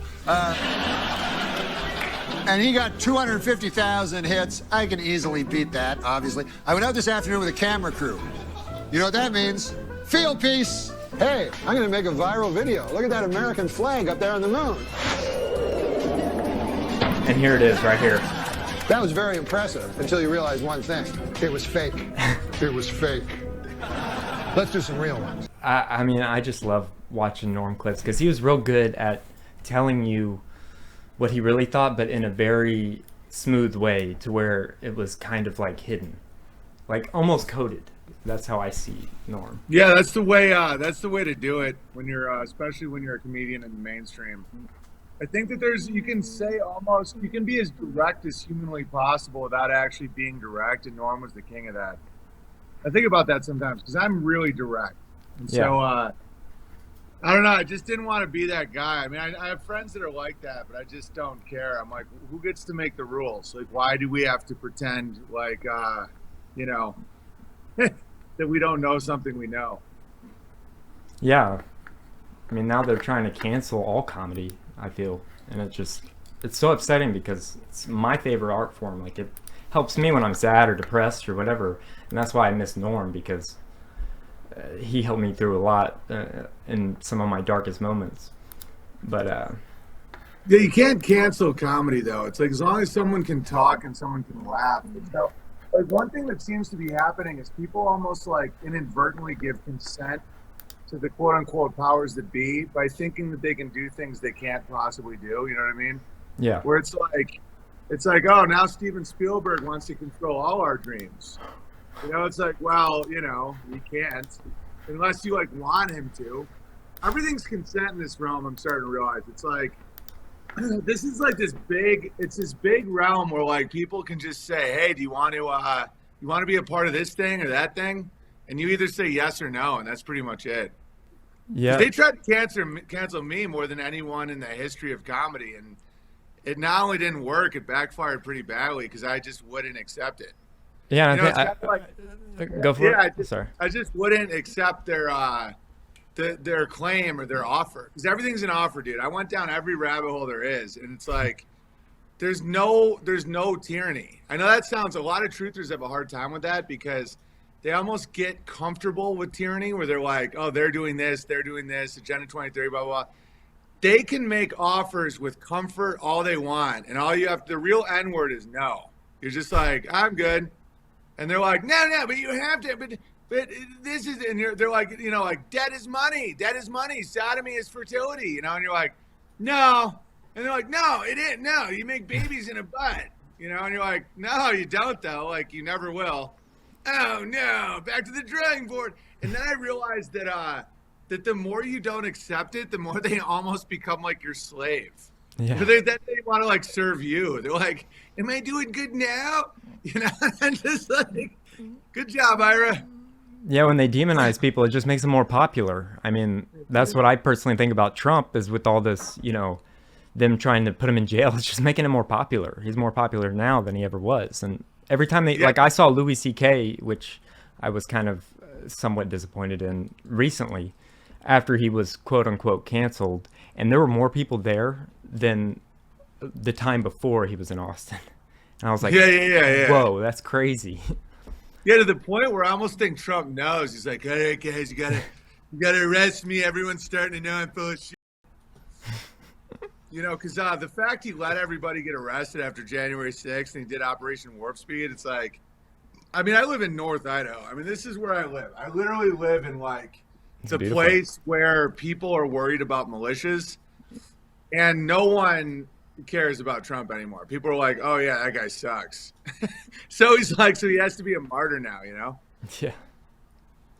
Because he still calls himself the father of the vaccine, and all these right wingers forget all that. They're like, he's like, that vaccine was mine. I fucking did it. It's America.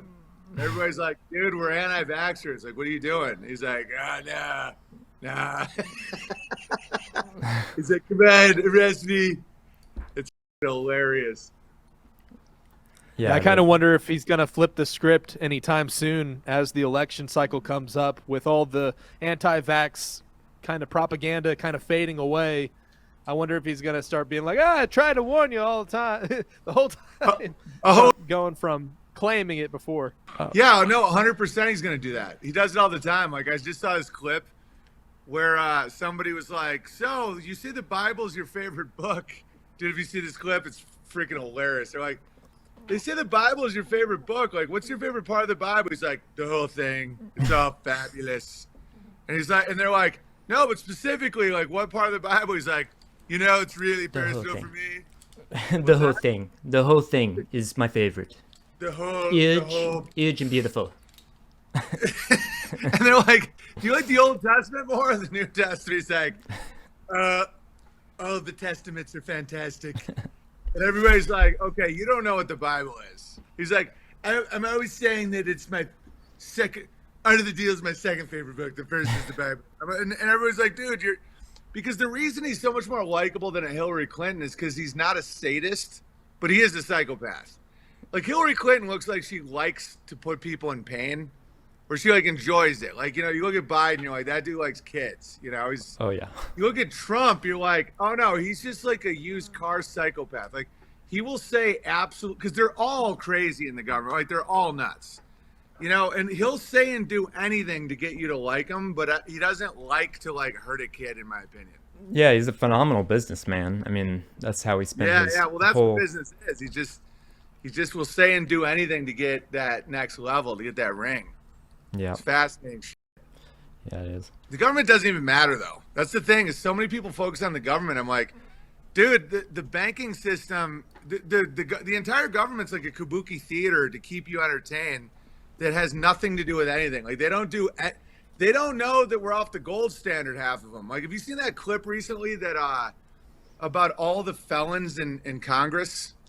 No. I gotta send that to you, dude. It's this one guy. He's being hilarious. He's saying which one's the NBA and which one's the NFL, and he's listing all the convictions, like spousal abuse, you know, DUIs, felony. They can't get a credit card. Like, the list is nuts. There's like 80 DUIs, like, and how many like attempted murder charges, like all this stuff. And at the end, he just goes, "Oh, it's the Congress." Like, the Congress is so corrupt that it doesn't. They just get these scumbags and they get them to do whatever they need them to do, and that's it. I mean, look at that Fetterman guy. I mean, the guy he doesn't can't even know talk. what it is. Yeah. And that's what makes him such a good politician, because literally they just get their voting orders and then they do it, and that's it. That's why they're put in Congress. And so it doesn't matter. It's all economic. It's all about the FEAT system, and that's all based on our choices as consumers and yada yada. But it's a good time. I'm all about growing my own food and having a big family. I know that's awesome. I know one of our viewers had a question for you, and it was, why did you pick Idaho? They were like Texas, you know, Arizona. Why Idaho? And I like the winter because it, I don't know, it just keeps your kids strong, in my opinion. And also, I like the laws here, and I had a lot of friends here. So the laws here are great, because in Washington, I was getting some stalkers, and I realized that that I couldn't potentially shoot them legally. Yeah, so it's important to have good laws when you're in the public eye, and you have people that make a lot of death threats. So it's I wanted to be in a place where I'm not worried about any of that stuff, but I want to be in a place where you're not prosecuted for defending yourself. In Idaho, Missouri, you know, those are the best states for that. And also, it's beautiful here. It reminds me of Switzerland. The people are strong. It's awesome. It's like relatively close to my wife's family, who I wanted, in my children's lives. And I'm a glacier monkey, man. I'm a giant ice man. So I need the winter. I thought about, Florida's pretty cool, but it's getting too crowded. yeah, everybody's moving from their state to go move to Florida or Texas, and too many people are moving in. They're putting a Universal Studios biblical, right down the road from there's us. something biblical going to the wilderness, almost kind of escaping to connect with God and connect with nature, coming out of the city system mainly, wherever that is. Oh, 100%. I mean, there's all kinds of prophecies, like end times prophecies, are just describing a city.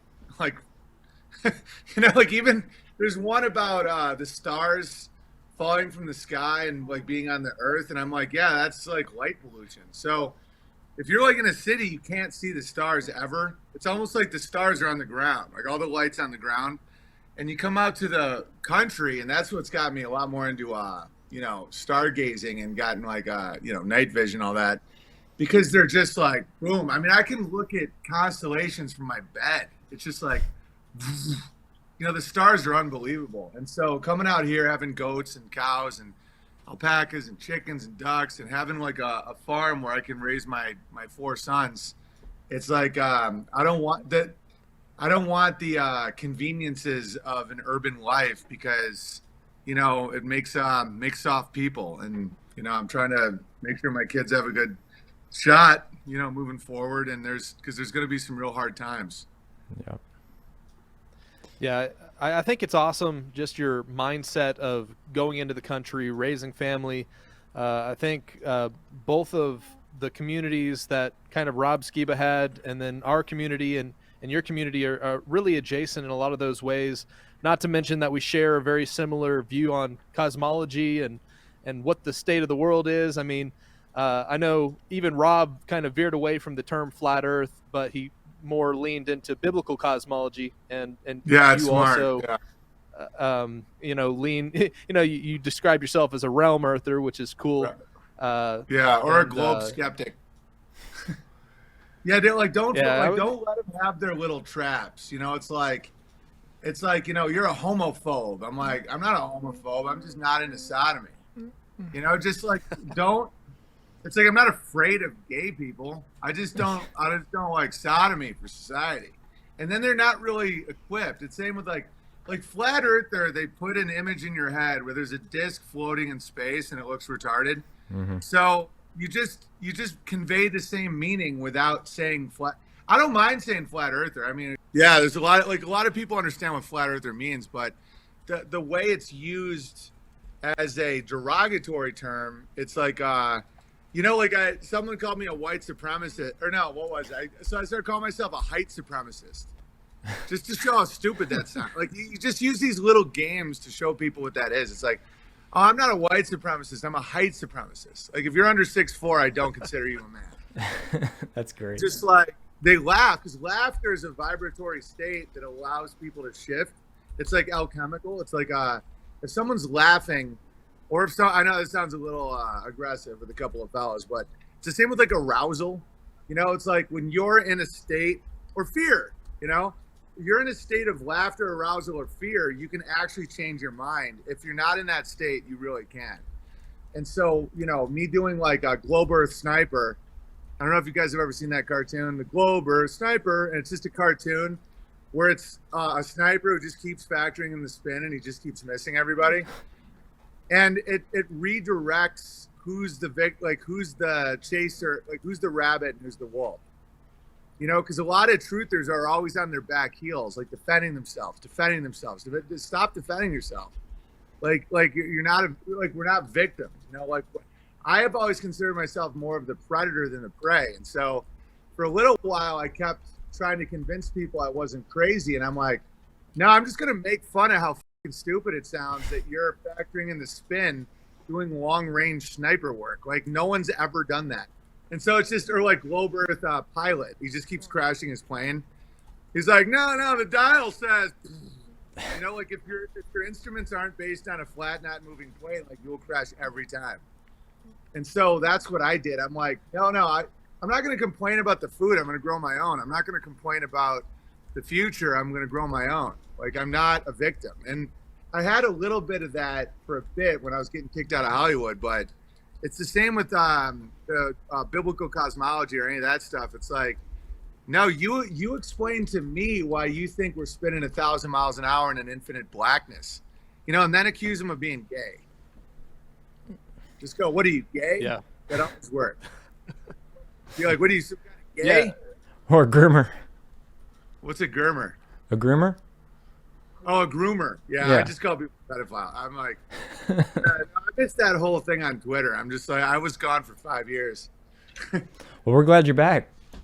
Yeah, it's interesting the time frame between when you got kicked off of Twitter years ago and now being introduced back in. For example, like, you know, 2018, 2019, Flat Earth was like the biggest topic around. And it, you know, there was on late night shows and all these conspiracy, you know, topics about Flat Earth were going into the mainstream. And then it kind of faded away into the you know, the background as all these other crazy, very pressing, important kind of conspiracies kind of started to come forward since 2020 with the medical stuff going on and COVID nonsense. And then now we have a bunch of crazy things more recently. And like the state of the world's kind of changed.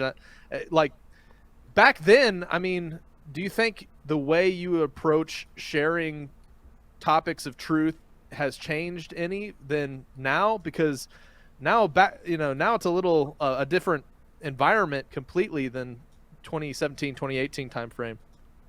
Yeah, I've noticed the environment's different on Twitter. It's pretty funny. Like I'm like hammering the moon landing right now. And everybody's like, we've already been through all this. I'm like, no. We're back. Because I've noticed that the thing that really gets the ISI run on you is when you're analyzing their current PSYOP, which is what I did from, April 2020. I was like, no one's died. I'm like, name one person who's died from COVID. Don't wear a mask. Blah, blah. I was like I was on it from day one. And it was like that with the trans kid movement, all of it. Like, I'm like a bloodhound when it comes to mass manipulation. I mean, my dad had his PhD in, persuasion, public speech, and mass comm. And it's like, it's mind control. It's like, literally, I completely understand how they do it. And so if you're hammering it while it's happening, I did the famous Dave Chappelle joke 5 years before he did, like, when it mattered. Caitlyn Jenner, Woman of the Year, hasn't been a woman for a full year. Like, that's my joke. And so when I did it, I got kicked off everything. And then later, after that operation passed, they let Chappelle do it and be the controversy. But so that's why I'm not biting on this current, trans shooter thing, because if you pick it apart while it's happening, they always silence you.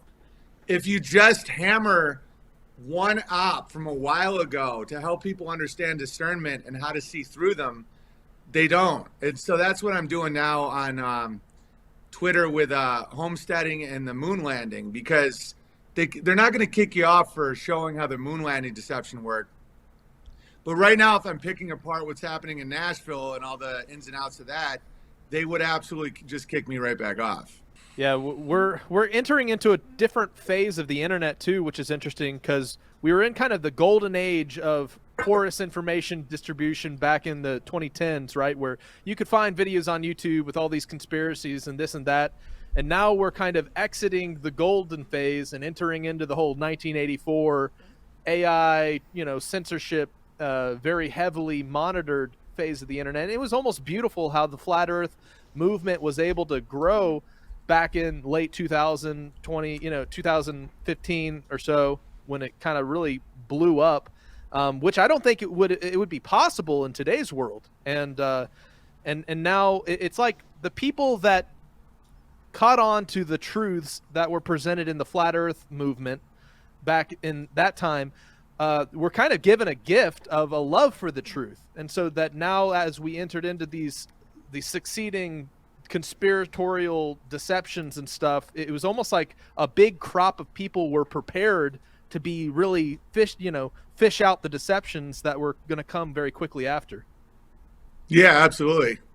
Yeah, and that's why we're entering more of a phase of self-reliance. Like my platform is unauthorized.tv, where we have our own private servers in multiple countries and our own front end, back end, everything, because what I've learned is you only control what you create. And so that's starting to really kick in. It's 1984 on platforms that, they created, but not on mine, I made my own social media. Like, Veritari Times is a social media app that we made that is, it's not for truth stuff. It's more for it is the ultimate truth stuff, but it's not about conspiracies. It's about growing gardens, families, finding employment, getting through economic hardship, all that. And that's growing every day. And so I'm optimistic about it because, I was doing a bit recently on one of my streams about how the ADL basically works for me now, where it's like I made it through the looking glass, and now any comedian who wants to make fun of Jews, I'll just call them up and get them shut down. It's mine. That's my turf. I make fun of Jews. And I find that to be hilarious. Well, and you're actually doing good. Like, instead of normal social media, which is mostly toxic, you're actually doing it for a good purpose. That's pretty awesome. Exactly. Yeah, and it's not because I don't like Jews, and a lot of people realize that now. It's because I won't let people sit in the corner. I won't let people. I won't accept protected classes, because that's what you do to the damaged people. It's like, oh, you can't do jokes about black people or people in wheelchairs or Jews or anything like that. I'm like, why? And the answer is because these NWO types don't see them as people. The irony about this leftist globalist takeover thing is they are really, really into white, tall, smart, they're eugenicists. So it's like, they'll never say this out loud, but the whole thing is about that they don't see blacks as people, or they just see them as scum. And so, and I don't see them that way. I see different cultures as different. Like I make fun of Canadians and the Danes and everybody. And it's because like the comedy is for everybody. It's like, and so when people just highlight certain jokes I do about certain quote unquote protected classes, my question is always, why are they protected? Like, why can't I make fun of the fact that, the handicapped always get the best parking spots, and it's infuriating. It's like, that's funny. That's obviously funny. And I've had a lot of people that are handicapped write to me that it's really helped them like not feel like a victim to see me just rip on them. Because it's like, there's really nothing worse you can do to someone than not include them in a joke. It's like, so you're telling me these Jews can't be made fun of at all? Like, really, they're doing nothing that you can make fun of? Like the little hats, like biting off the tip of a dick is not something we can make fun of? Because the same thing happened with Caitlyn Jenner. It's like, oh, so Bruce Jenner now is a chick who just killed someone with the car, and I'm supposed to only make fun of Donald Trump? Why? And if you really unpeel it, like keep hammering it, the reason is because they don't think they can take it. That they think the tall, strong white man is the only actual citizen. And, as a tall, strong white man, I'm all about that in a way, but also no. I mean, it's like, it's just not fair. It's really gross to do that. And so I never accepted cancellation because they don't get to cancel me. I'm a living man. Like, they don't have any more power over me than I give them, That's awesome. Yeah, the deceptions on the whole topic of Jewish identity and the nation state of Israel is a really deep-rooted one, and it's not only just because they're kind of a victim group that uses it for their advantage, but it even ties into Christian identity that they've kind of usurped. We're the people of the book through different denominational doctrines and things that are kind of passed down in innocence and kept in ignorance. The church has kind of coddled this whole protection of Jewish people. I mean, a homosexual guy living in Tel Aviv is called more a person of the book than, somebody who, is a modern, Baptist Christian in today's world, just because he claims he's a Jew and he's living in Israel, right? And so these it's retarded. Really it's retarded. deep. I always ask him which book. I'm like, a porno? Like, just have fun with it. Yeah. You're like, you're people of the book. Which book? Let me guess. A porn. And they're like, oh, how dare you? The thing that, and that's why it won't last. I would feel bad for them if they weren't such dicks. I'm like, guys, you're making a claim about land rights to a God that you not only don't believe in, you actively hate. Like, do you think that's going to work? And they, like, short term, all this stuff always works. Like, lies work really well short term. It's like when someone first starts cheating on a trusting spouse, they can't believe what they're getting away with. And then, but once you lose that trust, once you lose your honor, you don't really get it back. You can only really sell out once.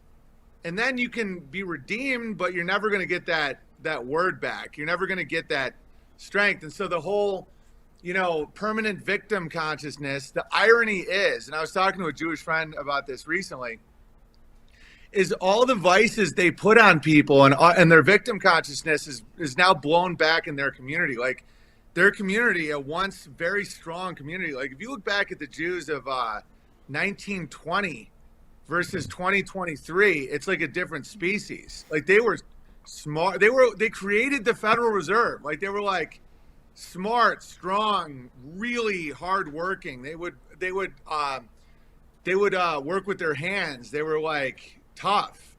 There were a lot of boxers, a lot of like really strong Jews. Now you look at them and you're like, it's like a quivering puddle of jizz. It's like, what are you people? They're like, you're trying to hurt me, because that lie hurts them.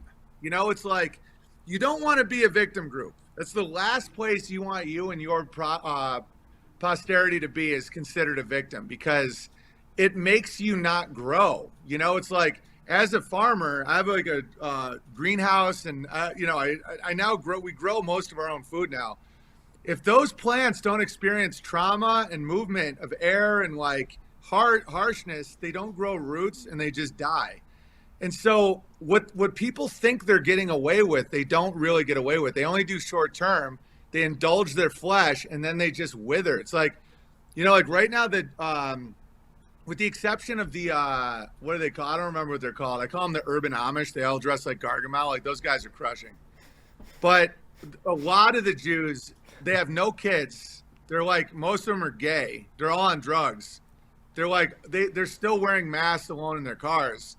Because, like, act like a victim, become a victim. Like, that really is the nature of reality. And so I wouldn't stress those guys, because they're only hurting themselves, and it's all good. It's like, just have a great life yourself. Yeah, I think one thing we've kind of started to realize is that, the importance of keeping God's commandments is really tied to blessings and curses. And the Jewish community, I think they realized that if they come into a culture and they themselves keep the commandments of God, and then they kind of sell disobedience to other people, it allows them to rise in power as the curses that are kind of intertwined into reality fall on the goyim or whatever. And I think it's so amazing that as people realize that the word of God applies to our life and we should keep his commandments to be based, moral people, and they kind of fall into their own trap that they've set up to rise above our ranks, right? And so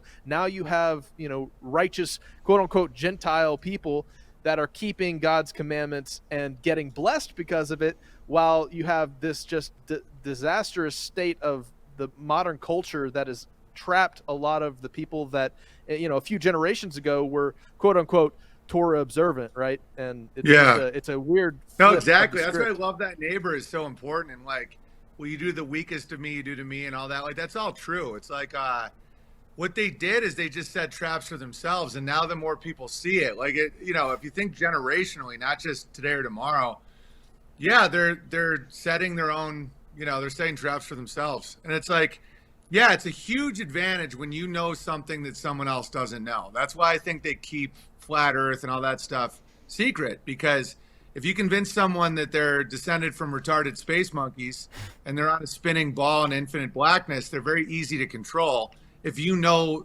the truth about it. And so you set these traps and you set up the slave system, but technology outpaced the lie and people started seeing it. And now you're dealing with a very, very weakened elite class. And elite means walk with God, el-eat, of God, And so, a lot of them are keeping the commandments more than a lot of the goyim. But that's shifting. One, they're becoming more sinful. And two, a lot of people that are outside that floating eyeball are seeing it. And it's like, that's why it's important to just grow through it and strengthen. Like, you don't even have to hurt them or get mad at them because they just did it to themselves. It's like, it's like they're now in a state of eternal punishment. Like, the best thing any of us can do is just keep growing, building, and, breaking through the cement and growing through the cement versus getting, pointing at the scum and getting mad at them because they don't deserve it. So off topic, sorry. Do you think George Carlin will be canceled today?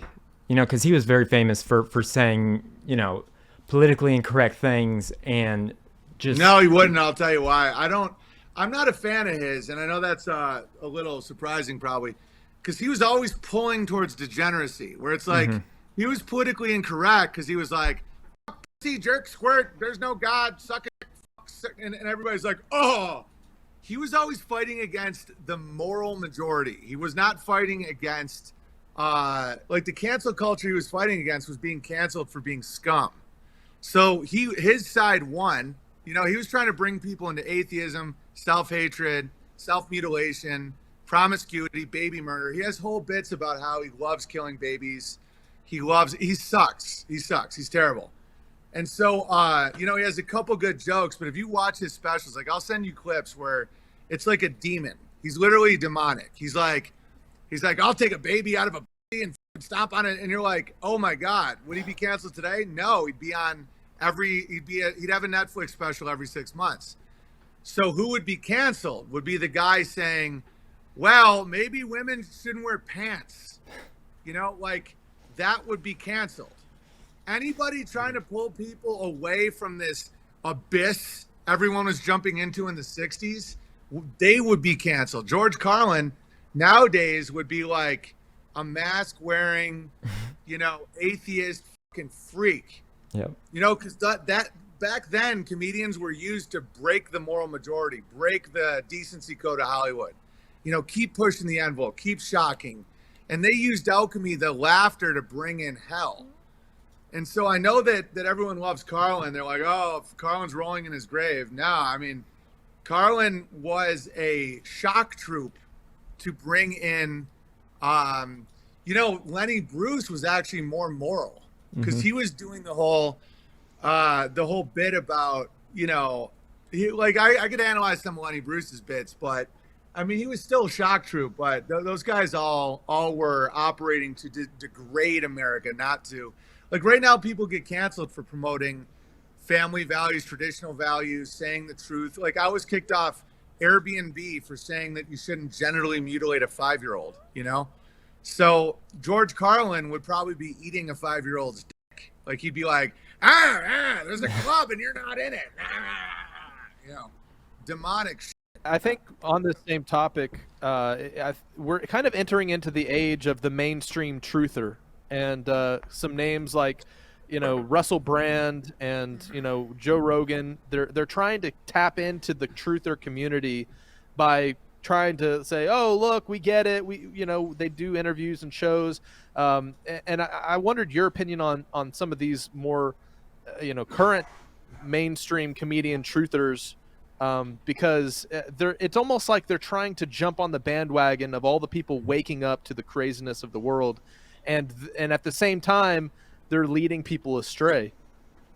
Yeah, I'm not too worried about it because once someone starts developing the muscle of being a truther, you can see through Russell Brand and Joe Rogan a mile away. It's like once you can figure out how to discern, unless you fall for the trap of celebrity or money, that's why the people that get tricked, a lot of times it's their choice to be tricked. Like you look at Russell Brand, and you're like, look, a celebrity agrees with me. Or look, Joe Rogan, he agrees with me. It's like, but what is he actually pushing? He's pushing heavy drug use, broken families, sodomy, lying. He says I lost my mind. Because I did Rogan 3 times. And he said that I ate one pot edible and lost my mind and became a flat earther. He thinks flat earthers are the craziest, most deranged people in the world. He was like just talking about me to Sanjay Gupta. It's like he's like, oh yeah, I know a guy. He had one pot round and he lost his mind. Really, Joe? I lost my mind. Okay. I live on a debt-free organic farm with a giant family and I work from home and I'm really happy. Joe Rogan is on so many steroids that if he missed one cycle, he'd be Rosie O'Donnell in 15 minutes. Like he's a fucking disaster. Like, no offense. I know you guys are in Austin, so you're probably. I'm not trying to talk shit. I'm in Dallas. You talk shit about me a lot. And so I am like, so those type of guys like Russell Brand, where he's like, have you ever thought about the deep things? I got the deep things. And you're like, okay, dude, you're fucking Johnny Depp from that pirate movie, and I'm not gonna listen to a word out. He's like, Captain Jack Sparrow. He literally does shit like this. He's like, where's the black pearl? And you're like, okay, you're just playing a bit, man. You're nuts. And I'm not trying to be a dick. People like that. If somebody wants truth or light and they just want to feel like a truther, it's almost more dangerous than CNN and Fox, though, in my opinion, because when you give someone credibility for being a truther, they do even crazier stuff. Like Gavin McInnes, who has this like credibility as a right winger, he does on a live stream to own Hillary Clinton.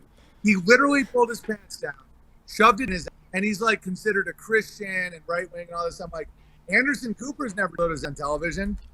Like these guys get away with shit because people give them credit for being truthers or right wing, and it's like, it is what it is. If people just want an excuse to watch a guy do it, then go ahead. I think being a truther is the new punk rock. It's the new punk rock. It's the new outsider. Yeah. And I think that's why they're jumping on.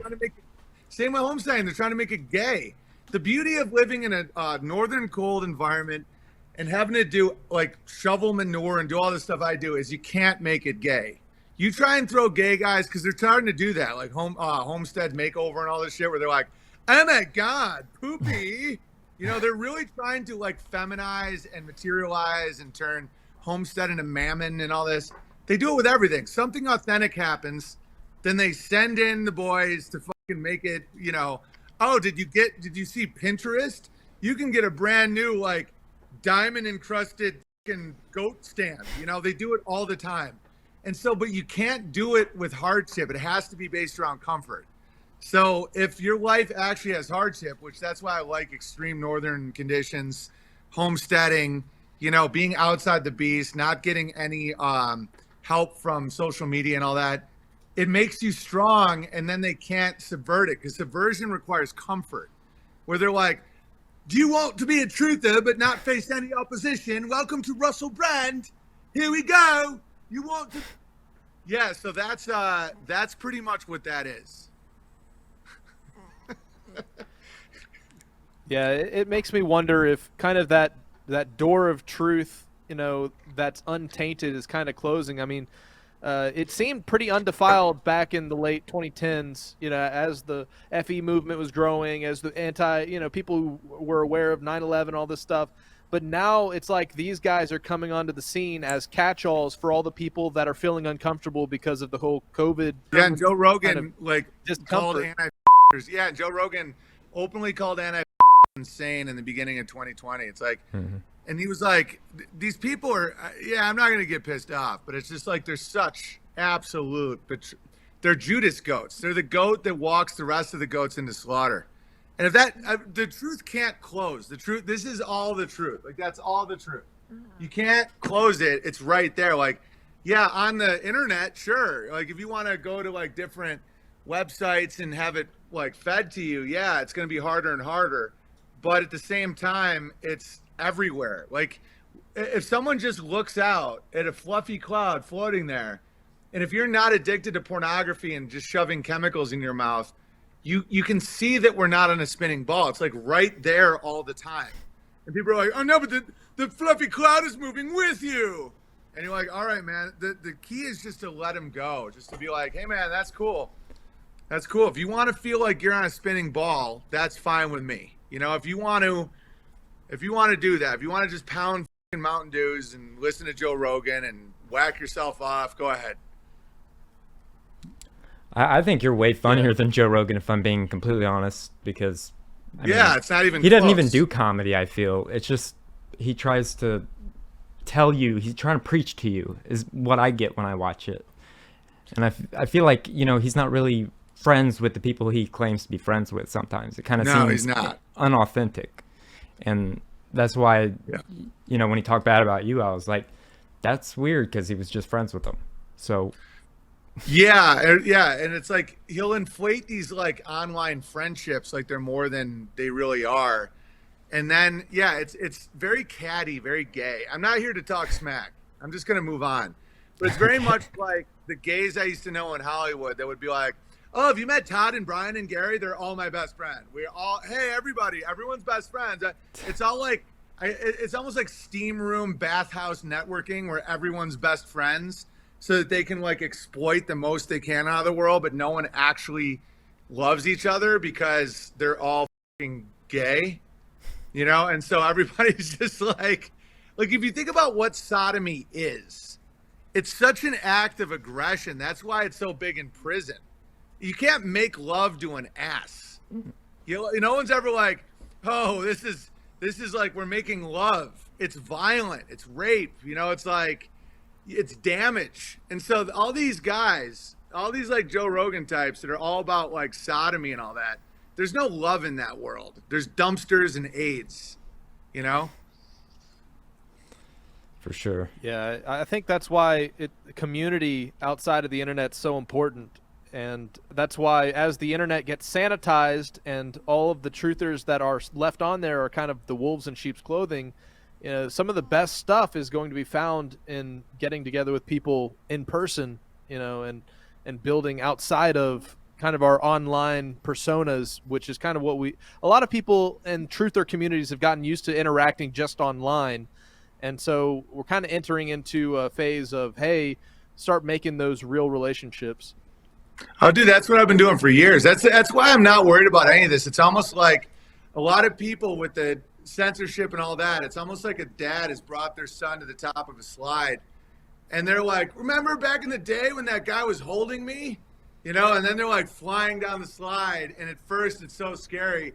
I've been doing decentralized online meetups throughout the entire world for 4 years. It's like, I've been doing my super chats through the P.O. box for 4 years because I was put through this ringer 4 or 5 years ago. I wasn't even allowed to own property and rent it on Airbnb. I've never even been accused of a misdemeanor. I pay my taxes. I'm like, you know, have a successful marriage. I don't cheat. I don't do drugs. It's like, so someone like me could be absolutely ejected from the system. So what did I do? I learned that it was a blessing. So I realized that the real, you know, heart of commerce in America is the United States Postal Service. And so people could literally send me letters. I have barrels of letters, handwritten letters, handmade swords, handmade, hand-knitted hats. Like, love is everywhere. And then we started doing bear meetups where all over the country, all over the world, people would get together, have barbecues. I said, you know, when we started the app, it was meet old friends for the first time. And so make the internet real life, a hill to grow on. You know, persistence is fertile. I started inverting all the inversions, and I've been doing this for years now. That's why when all this is happening, people have this stunned look in their eyes, like you know, the internet's getting weird. I'm like, bro, I was kicked off everything. Like, I was kicked. My wife was kicked off Airbnb for being married to a guy who made a joke that offended them. You know, and I had like a $500,000 property I was using as an income with rental, and I had to sell it. And it's like, these are things that would break a lot of people now, where it's like, you know, PayPal, no YouTube, no Twitter, no Facebook, no Instagram, no. And I just wouldn't accept it. I've had 15 Instagrams, and this one they're just leaving alone because I outlasted the storm, you know? Because the way psychological operations work, if they perfected this in concentration camps, knock someone down, let them get up, knock them down, let them get up, knock them down, and just do that until they give up. You know, it was like in that show, Game of Thrones, that was super accurate, where they let that guy almost escape over and over again, and then they just keep fucking with him. The answer to that is just keep trying, never break. And so after I would have like 50,000 subs on Instagram, deleted, get up to 30,000, deleted. Just keep going and don't let it phase you. You are not your followers. You are not your money. You are not your fucking khakis. As that one dude said from that movie. And so just focus on what's real. Family is wealth, money is debt. And so every time they kick you out of something, they give you an opportunity to become much, much stronger. You want to put poison in my food? I'll make my own food. You want to take away our labor force with abortion and homosexuality? I'll have 4 sons. It's like, you got to have that attitude or people are going to get wiped. Things are going to getting reals out there. Like, I can already feel that the population's gone down. Like, you can see it in little areas where shit's getting reals out there, man. It's just starting. Like, people's 401ks are going to get wiped. Like, all this stuff. Like, a lot of these zombie corporations are going to stop feeding on the debt. The world reserve currency is collapsing. And I see it all as a blessing, but it's going to be rough unless you're ready to play, unless you're ready to say, yes, more. You know, it's like, that's the only way to beat the psychological programming. You know, they start with social shame, then they start with repetition. They do all this. They perfected it in concentration camps. And that's why NASA took off, because in the 40s, they realized that World War II was fought and won with deception and psychological operations, whereas World War I was just a bloodbath. And don't get me wrong, a lot of people died in World War II, but that was the birth of DARPA, NASA, all this shit. It's how to control the mind. And so it's so advanced now that the only way out is to just focus back on reality. And it's always there. Reality never goes away. It's right here. Focus on what matters. And you actually have a better life. Like I'm way healthier now, way happier, way cleaner living. It's like, if I go back 10 years and I look at myself then versus now, I'm much happier now.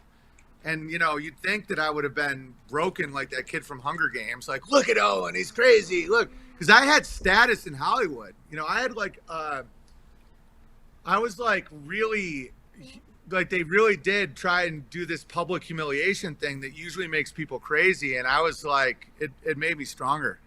That's awesome. Yeah, I think that's so important. I mean, you know, the scriptures talk about don't forsake the assembling together of yourselves, even more so when you see the day approaching. And, you know, I think that's what a lot of communities are realizing, is that we have to get together to figure out how to make life work outside of the system we're so comfortable in. And, Exactly. And that's what I think so cool about the Bertaria Times, you know, app and the meetups. By the way, I was at the first big Bertaria Times festival in Missouri. Amazing, dude. And I'll be at the next one. I'm going to tape an hour special at the next one. Yeah, I'm gonna try to be there. That's awesome. I'll probably be there. It's exciting. Yeah, Yeah, I think that it's area called of Noble southern Savage. Missouri, man. It's beautiful, right? Yeah, that area of southern Missouri is really interesting to me. For one, because you know, we come from a fairly fringe strain of Christianity. You know, we kind of consider ourselves Torah observant, try to keep the commandments of the Most High, you know, while still believing in Christ. And that area that you guys have the Bertaria Times land for the festivals and stuff is right smack dab where like thousands of people are moving all over the country to that area that are not necessarily bears, but because I'm kind of got my foot in both communities, I'm seeing that area as a concentration of people that are truthers, really based, growing large families, you know, awake to kind of the craziness of the world, all move into that same area. And so that's why I thought it was so cool that you guys are starting to set up shop in that area. Consider Missouri like the promised land. Yeah.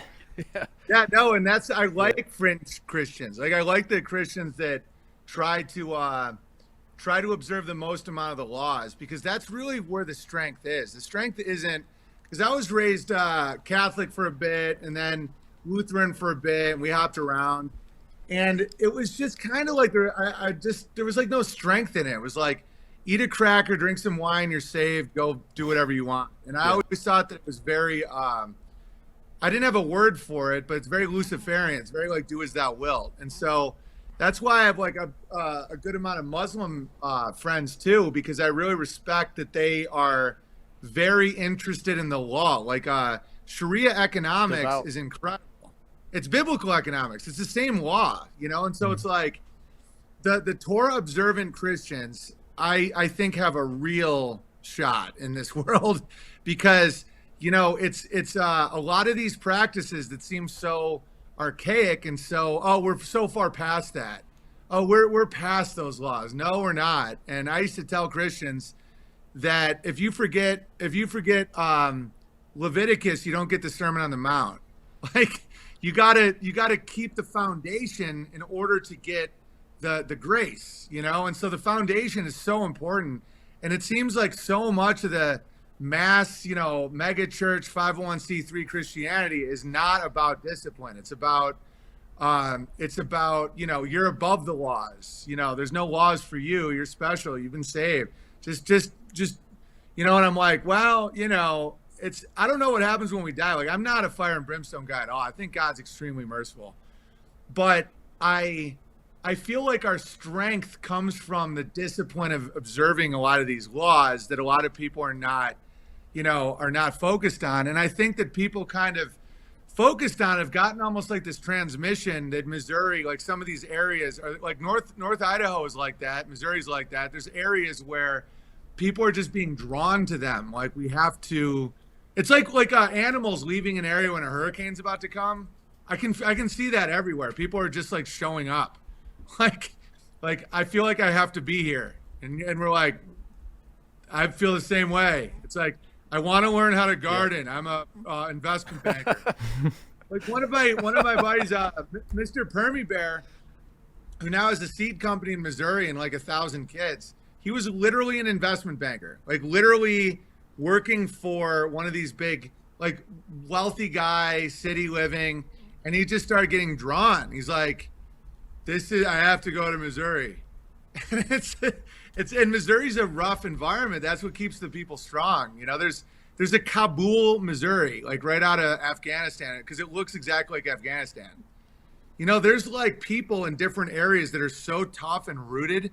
Like that's why Afghanistan has been such an empire killer because those dudes that can survive on some sagebrush, a goat, and a 22, like you don't beat those people. Like those people don't get beaten. And Missouri has those same type of people, you know?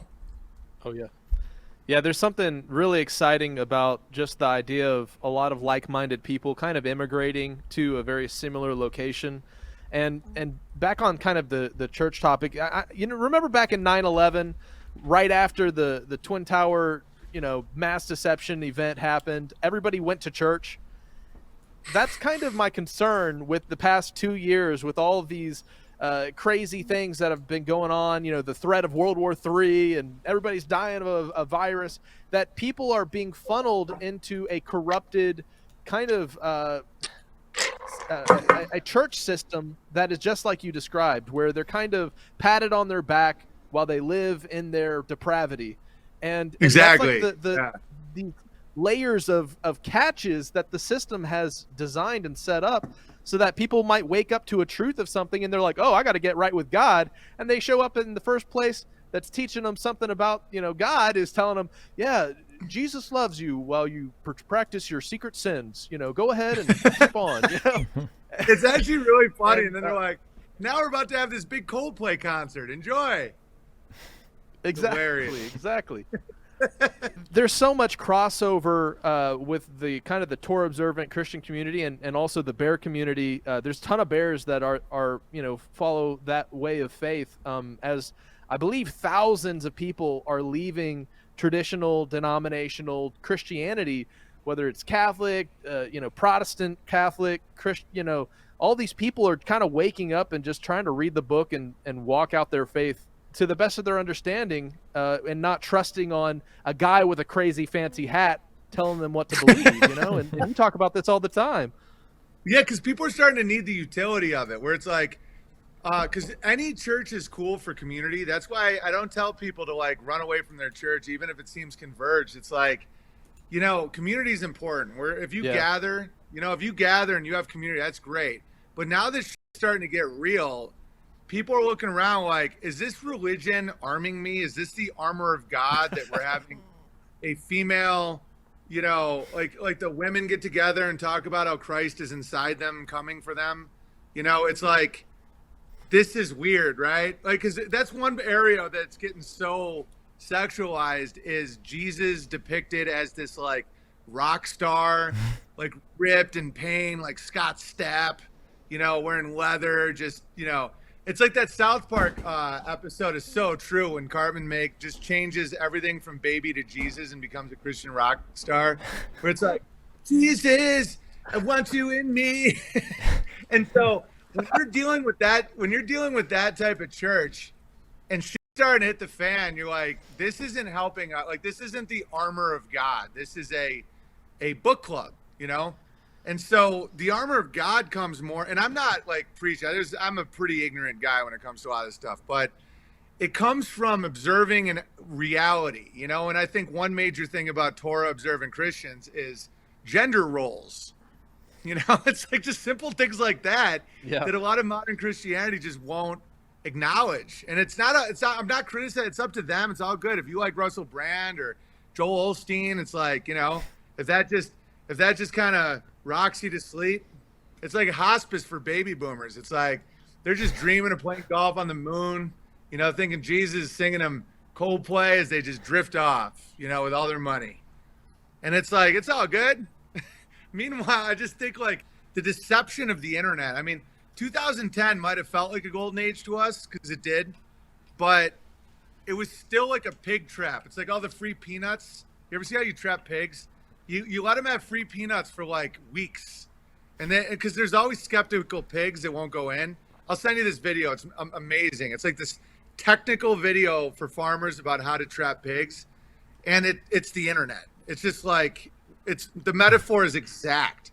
So they have the peanuts, and then you have your skeptical pigs, and over time they have to get all the pigs until they slam the door, and then they just kill all the pigs. So it's like, I think the internet was kind of like that, where it's like, oh, it's freedom. They always give you the freedom.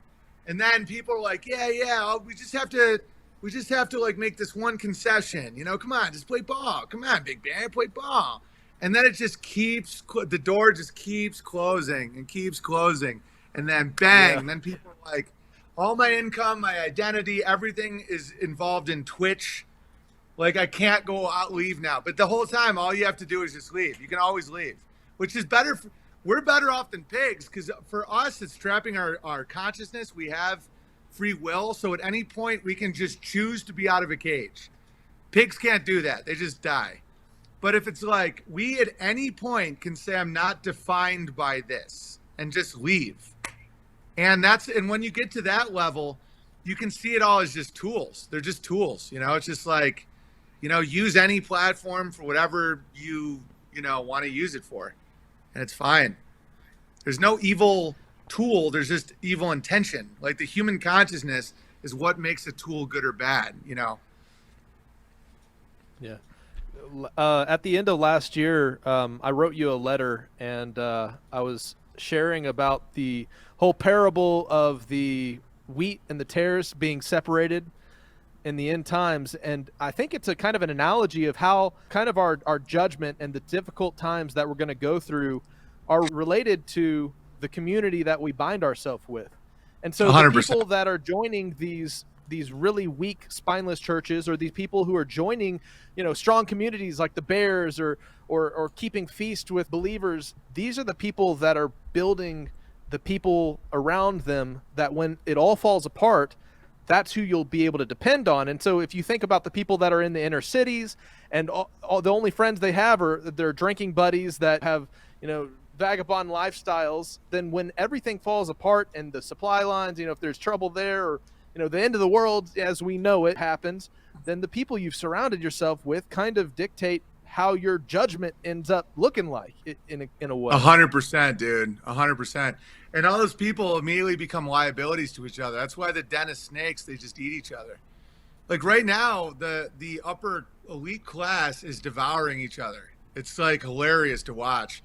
Because when you get to that point, when you start saying the fan, like in communities like ours, when shit hits the fan, you become more of an asset to each other. Like your value increases versus in the upside down shadow world, your value decreases. And yeah, I completely see your point about that, where the judgment is going to be community based in a lot of ways. And it's like, it's going to be interesting. And I don't know what that judgment is. Like it might not, I don't know what it is. It might just be despair. It might just be eating cancerous foods. I have no idea, but it's something. And it seems to, like, it just feels like the trap is closing right now on a lot of people. So kind of off topic, last weekend me and my girlfriend were traveling to go to Waco, and I started telling her about this thing that I've always felt since I was a little kid, and that's that Helen Keller was a fraud. And I've always thought that. And I started explaining it to her. And then she was like, oh my God, she is a fraud. And so we started looking up videos, and you popped up, and I was like, oh, that's awesome. So what are your thoughts? Like, tell me what you think about Helen Keller. It's literally, if you look back at it, not from the eyes of a child when you were lied to about Helen Keller, with adult eyes, and you watch videos of Helen Keller, it is literally worse than a Mad TV sketch. Yeah, it is so fake. And to say that she has a British accent. So the story goes that she was from Alabama, and she lost her hearing and sight when she was 6 months old. So, but she's like, it is not blindness. Where the fuck did she get a British accent, you know? And then you just see this little grabber doing this to her hand, and she's like, and she just keeps rubbing children's faces and stuff. They had her flying an airplane, you know, and if you have any connection whatsoever to special needs or high needs people, that isn't, like, a deaf and blind person doesn't learn anything really. Like, not trying to be a dick, but the ability to comprehend anything goes down drastically. You don't just teach someone by doing this to talk. That's like, so there's a lot of examples of people that lose their sight and hearing at like 8, 10, 15, and it doesn't go up for them. So at most she had the comprehension of a 6-month-old. It's fucking retarded. They had her writing books about eugenics and socialism. You know that? So what they did the same thing with Stephen Hawking, which was a dummy for, I don't know how they did it, but that guy was not a real guy. So he had a disease that kills everyone within 5 years. He lived with it for 50 years and disproved God with a computer voice. All right. So what they do is they get a mouthpiece like Helen Keller. You get an emotional hook in someone.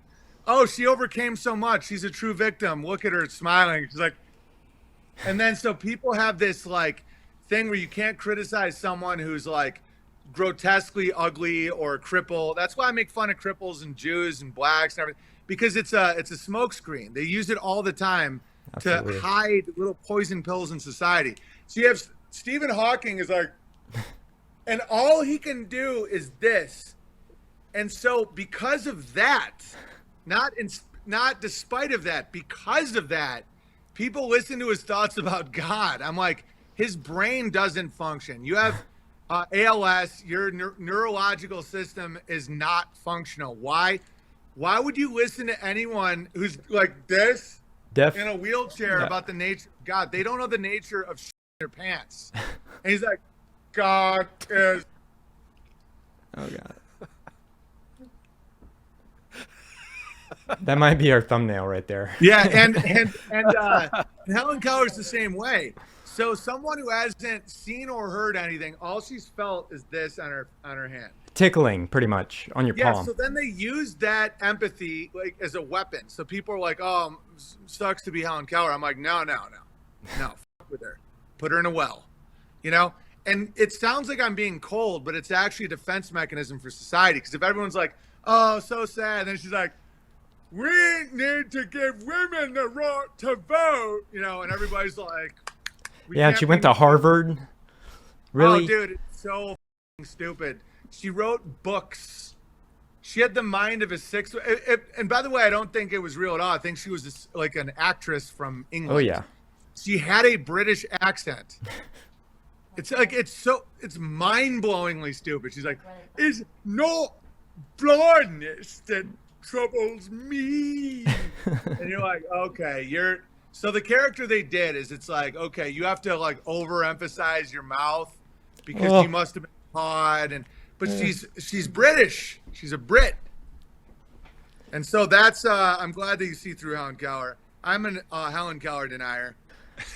Yeah, it kind of makes me wonder, kind of talking of Helen Keller, back to the kind of the victim consciousness of our current culture. It's almost like in school they taught us all of our heroes had these disabilities, or they're a racial minority group, or they have some kind of mental issue or whatever.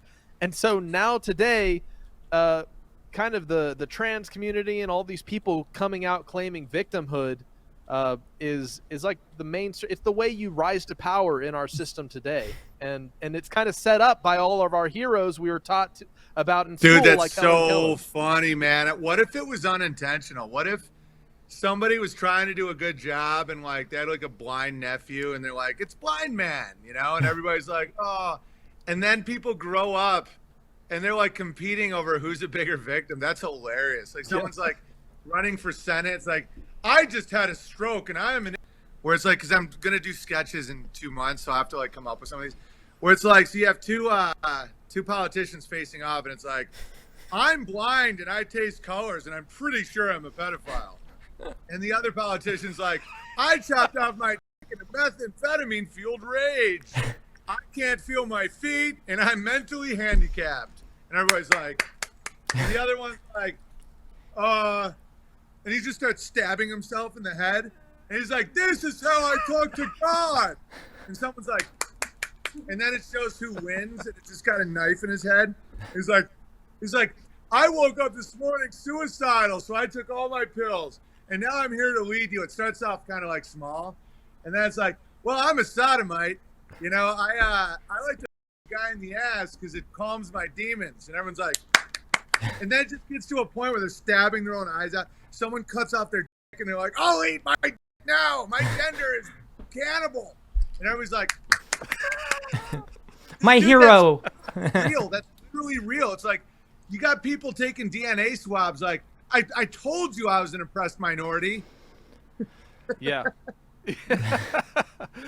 I mean, if they want the people that we put in charge of us to be these really cucked to the system types that are going to follow all these agendas, it makes sense that they've groomed us to all have victim consciousness. But I mean, you see it with the whole, like, giving minority groups preference in colleges and in jobs, and oh, we have to have every diverse group represented in our business, and it's like our whole culture is based around that now, and it's crazy. It's in every commercial.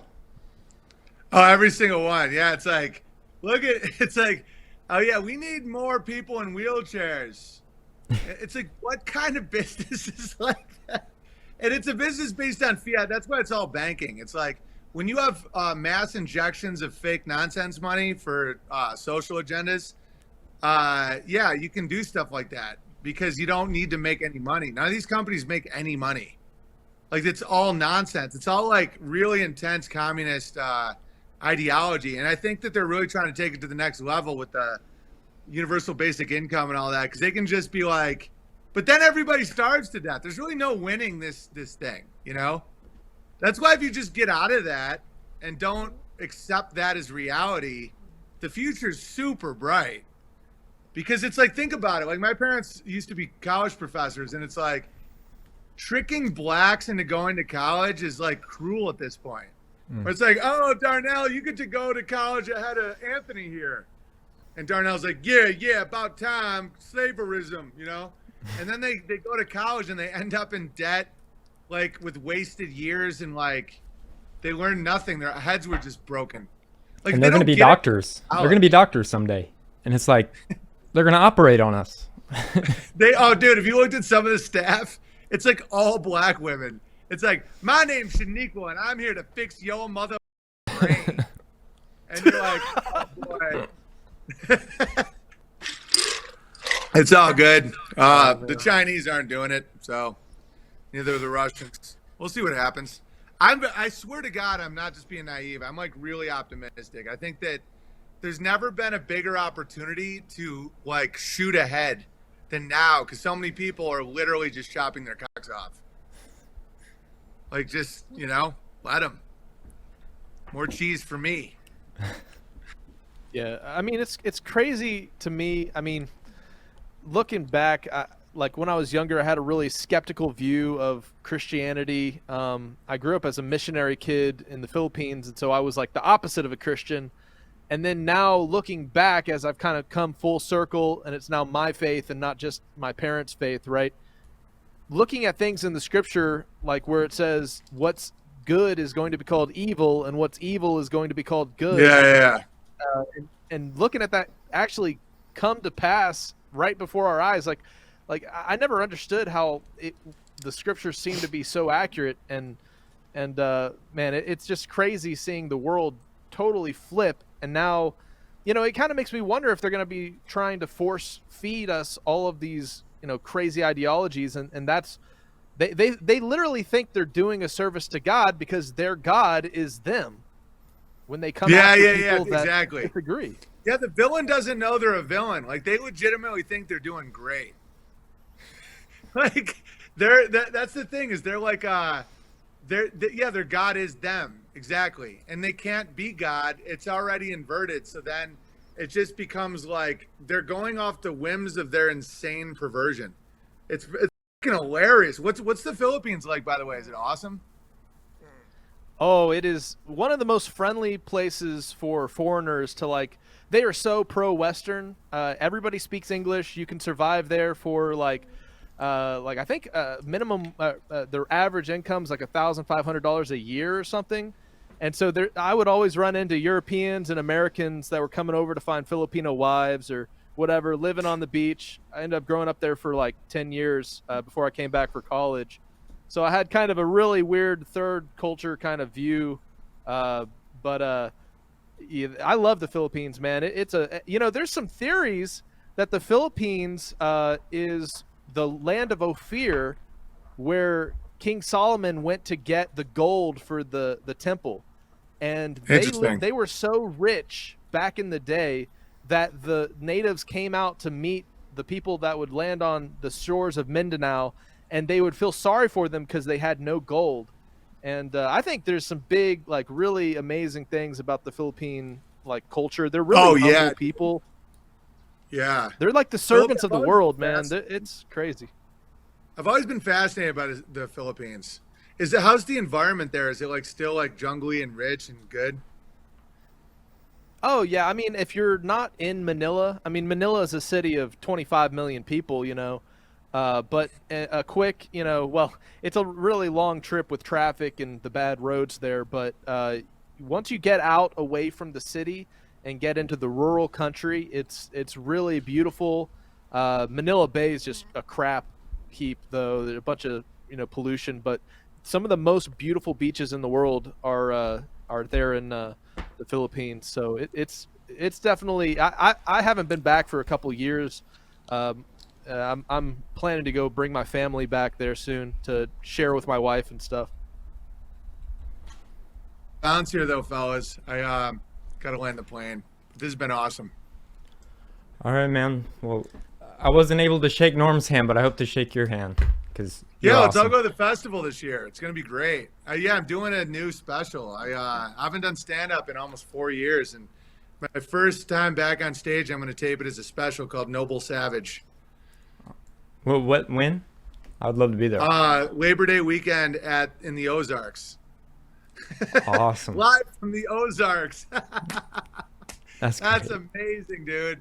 It's gonna be the most rural special. We're taping it in a tent. That's hilarious. Oh, my mom said what? Hi, and thank you for a hopeful show.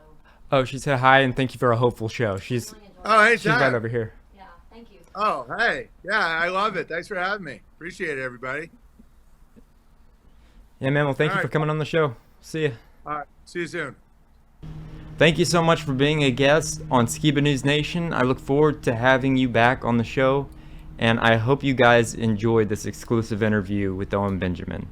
This is actually the second time I've had the opportunity to talk with Big Bear. I met him in person at the Flat Earth International Conference in 2019.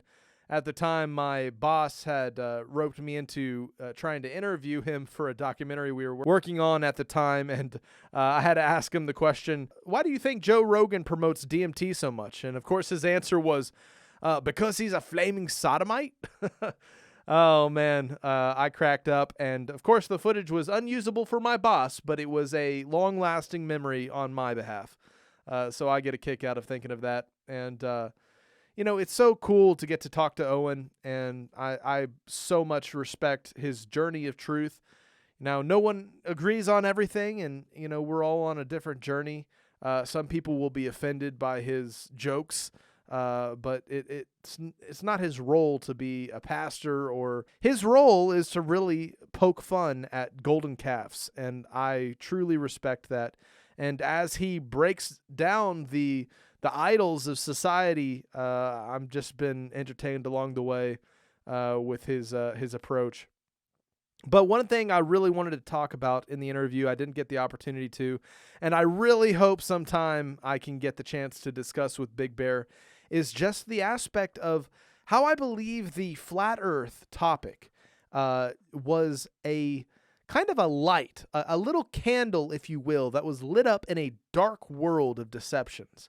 And anybody who truly had a love for the truth, I mean, 2 Thessalonians talks about this. Those who did not have a love for the truth bought a lie so that they'd be damned, right? But those who have a love for the truth, are able to see through the deceptions of the world. So this little flickering lighter in the dark of the world, proposing the idea that we've been lied to about cosmology and about our realm, attracted the attention to all those who truly had a hunger for the truth. And what I like to liken the flat earth movement to is an ugly clam, right? And if you were to go to these conferences, if you were to investigate the people, of course, the first thing you're going to come to a realization of, if you start to believe that the earth is not a spinning globular ball hurling through space at 666,000 miles an hour, but it is in fact a realm more akin to biblical cosmology, and that we are created then people started seeking after a understanding of their faith, seeking into the Bible, for example. And there were many people with kind of strange religious persuasions, people who had new agey beliefs and concepts. Oh, it's kind of like a hologram theory. Oh, we are our own gods. Oh, we're all divine. Oh, we're this or that. But those who had a very based biblical perspective on righteousness, on morality, a biblical view on the Most High, right? You would find that the vast majority of them that were at these conferences, and I attended all of them. Just to remind you, I made a Flat Earth documentary following from the very first big conference called What If the Earth is Flat? And it was for my former employer, and one of the reasons I was at the conference, I was actually premiering the DVD at that final big Flat Earth conference. But one of the things I noticed was that the vast majority of Bible-believing Christians that were in attendance were Torah observant, Sabbath-keeping, feast-keeping, clean-eating, believing Christians. And to me, it was this pearl that was nestled inside of the ugly clam of flat earth, was Bible-observant Christians, people that were no longer part of country club Christianity, people that stepped out of denominational Christianity, people that actually wanted to keep the laws of the Most High, not to be saved, but because they were saved. Because I'll give you this, and I'll leave it at that, because this is not a purity trip. There is no rhetoric that can argue against, I simply want to be more Christ-like. And no matter what a preacher shouts from the pulpit about how you're not Jewish and you don't need to observe those Old Testament laws, if you simply walk the path of our Messiah, the sincerest form of flattery is imitation, right? And you were to simply live and walk out your faith like he commanded us to, by loving God, by keeping his commandments, and loving our neighbor by keeping his commandments, then you'd find that that type of Christian belief was what was the most prevalent at all of these conferences. And of course, there were people of many various religious persuasions. But if you loved the truth enough to open that clam of flat earth, you would find something very beautiful. People that have stepped away from the people with the fancy hats. People that have stepped away from doctrines and traditions of men that have no founding in the Bible at all, and instead have tried to walk out a beautiful faith looking more like those early believers that were sitting and feasting at the feet of Christ himself, right? And that to me is one of the most beautiful aspects of the flat earth movement. And one of the reasons I bring it up, because, hopefully, those who have a passion for the truth will, want to dive deeper on this topic. And I really wanted to share this with Big Bear. I wanted to share this concept and many other topics with Big Bear. So if there's any bears on there that would like to have Owen discuss some topics like extra biblical texts, like the book of Enoch, the book of 2nd Esdras, Jubilees, Jasher. If anybody would like to hear us talk with Big Bear sometime in the future about more flat earth stuff, everyone is on a different journey. And while I know we can get really excited about this topic, I know this was one of the biggest and most important aspects of Rob's research. And this is one of the reasons he was so motivated to dive into and to prove that we've been deceived in terms of cosmology, because he believes it all leads back to the big book, right? And when we start to apply the big book, our lives start to look very different from the agendas and the culture that are being pushed in the world today. Now it's time for some memes, so meme me up, Jake. Meme me up. All right, and we have some great memes for you guys this week. Some pretty funny ones, some pretty thought-provoking ones. Check out this first one. Contrary to popular belief, duct tape is not the solution to every problem. No, you can't use it for that, even if you want to. All right, this next one, I can't believe this is real. Spell flatearthbackwards.com in your internet search bar, and it takes you directly to NASA's official website. If that doesn't show you that NASA's whole thing is about inversion, the inversion of what, say, the truth, right? Then I don't know what will. I mean, I know we lean away from the terminology flat earth because of all the bad connotation and all the misdirection, such as the Flat Earth Society, right? But, you know, just like Owen, we live in a realm that is most likely not a globular spinning ball hurling through space at 666,000 miles an hour. Just like Rob, we lean into biblical cosmology. Well, NASA comes right out there and, you know, shows that they're here to subvert the truth. And they bought that URL for a reason, I think. Isn't it funny that this is the pictures you get when you Google Antarctica from space? Now, you know, if you check out some of Dave Weiss's interviews that he goes on to people's channels, one of his big arguments is there is nobody that has actually circumnavigated a globe from, you know, Australia to Argentina, right? It's just never happened. And, you know, it's just so crazy that of billions of people, we're still looking at CGI images, right? And it's just insane. And the argument is, oh, planes don't fly over Antarctica because it's too cold. Well, do you know what temperature it is at 30,000 feet? Does it really bother them that bad?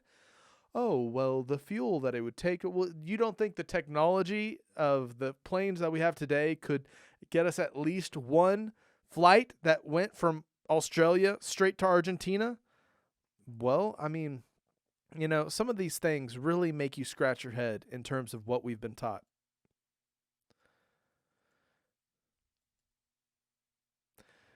On a different topic, the conspiracy of the construction workers. So then they started driving a different route to avoid us. So we started working on that road too. Oh, man.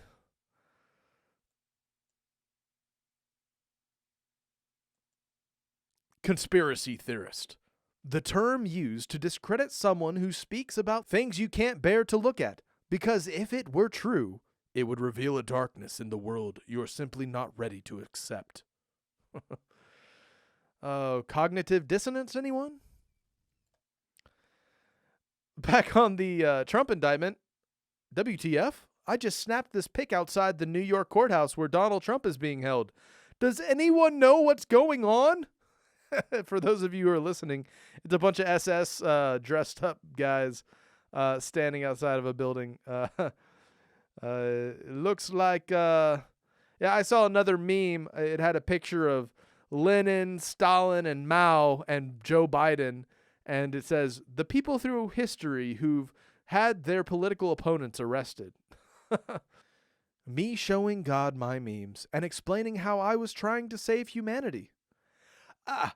That one was supposed to be a joke. Oh, man.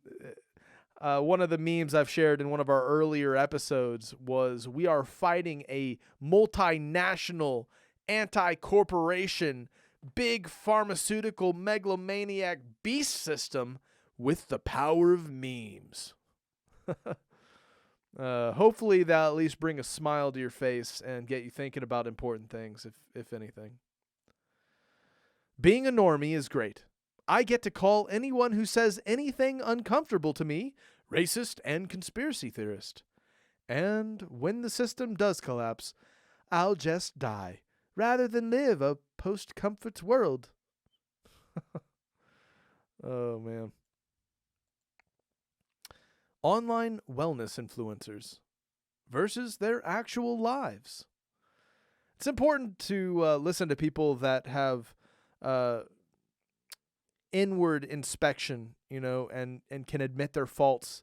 And I've definitely seen that quality in Big Bear going back and, you know, changing his mind or working out his differences with people that might have had clashes with him. So much respect, because it takes somebody who's constantly growing to demonstrate to other people how to grow. Question of the day: if lesbians aren't attracted to men, why are they attracted to women that look like men? And this is how a camel is created. A ostrich running too fast.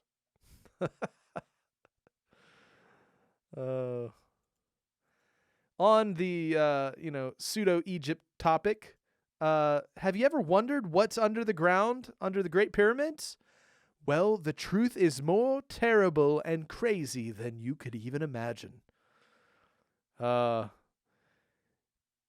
Enormous obelisks. That would be crazy. I wouldn't be surprised.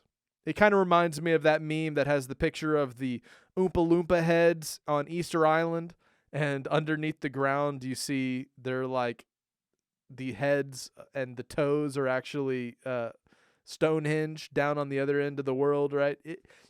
From the globular's perspective, forgive me. When Dr. Evil Incarnate keeps saying your grandchildren will live in pods and eat bugs. This guy's about to go raccoon on this guy's butt.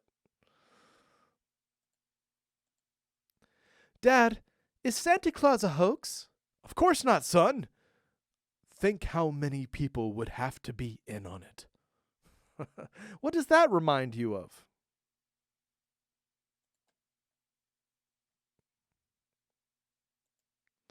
Christianity be like, you really think God is gonna judge me for eating pork? While believing God kicked Adam and Eve out of the garden for fruit he told them not to eat. Yeesh. One I would encourage people to check out is Isaiah 66, and also the concept that the vision of Acts 10 was about people being grafted into the family of heaven and not about food. It's a controversial take in today's world when pastors will say, I couldn't worship a Jesus that wouldn't let me eat bacon. Hey, and we're not trying to step on toes or offend people. I know everyone's in a different place, but isn't it sad when somebody's willing to listen to a doctor faster than they will, the creator of heaven and earth, which is the divine physician, right? And there's definitely a significance to the truths, even the dietary commandments, right? For example, if he says, don't eat this, and then people eat it, no wonder there's so many diseases like trichinosis and heart disease and the proteins that are associated with certain unclean animals that humans can't even digest, or even the way the cardiovascular system works on clean animals versus unclean animals. It just is a empirical proof that way back then he loved us enough to warn us, hey, if you put that crap in your body, you're going to suffer the consequences. Is it a heaven or hell issue? That's, maybe for those pastors who worship the god of bacon, maybe, but just consider some of these things because, it's in love that we share truth, right? Even if it ruffles feathers. And if it means saving somebody from a heart attack or from, parasites, hey, I'm willing to repeat a truth. When a hippie and a redneck start dating. Yeah, I could see that. One of my favorite vehicles was the Volkswagen bus growing up. I always wanted to have one. And that would definitely be an upgrade, especially, in an apocalyptic scenario. Tom Cruise was 2022's highest paid actor. He made $100 million. Actually, Zelensky of Ukraine fame, if you know what I mean, was the highest paid actor. He got $18 billion. True dat. All right, here's some March to April memes. I'm always so tired when April 1st rolls around. It's like I just finished a 31-day march. It's April, fools. Pity the fool that doesn't know it's April Fools. My wife, when my first child was conceived, let me know on April Fool's Day that she was pregnant. I'm looking at her like, are you kidding me? And turns out it wasn't a joke. And I am now the proud father of 2 children. We kept going, and we plan to have many more. But that's how we fight the beast system. Am I right, Big Bear? Many children, much prosperity, growing gardens. I don't know if I should say hi to her or ask for an autograph or report her to the museum. Oh, man. All right, guys, that's all the memes for this week. Jake, thank you for another great current news and memes as always. Opa, thank you for another great Opus Corner. Huge thank you to our new friend, Owen Benjamin. Can't wait to have you back on the show.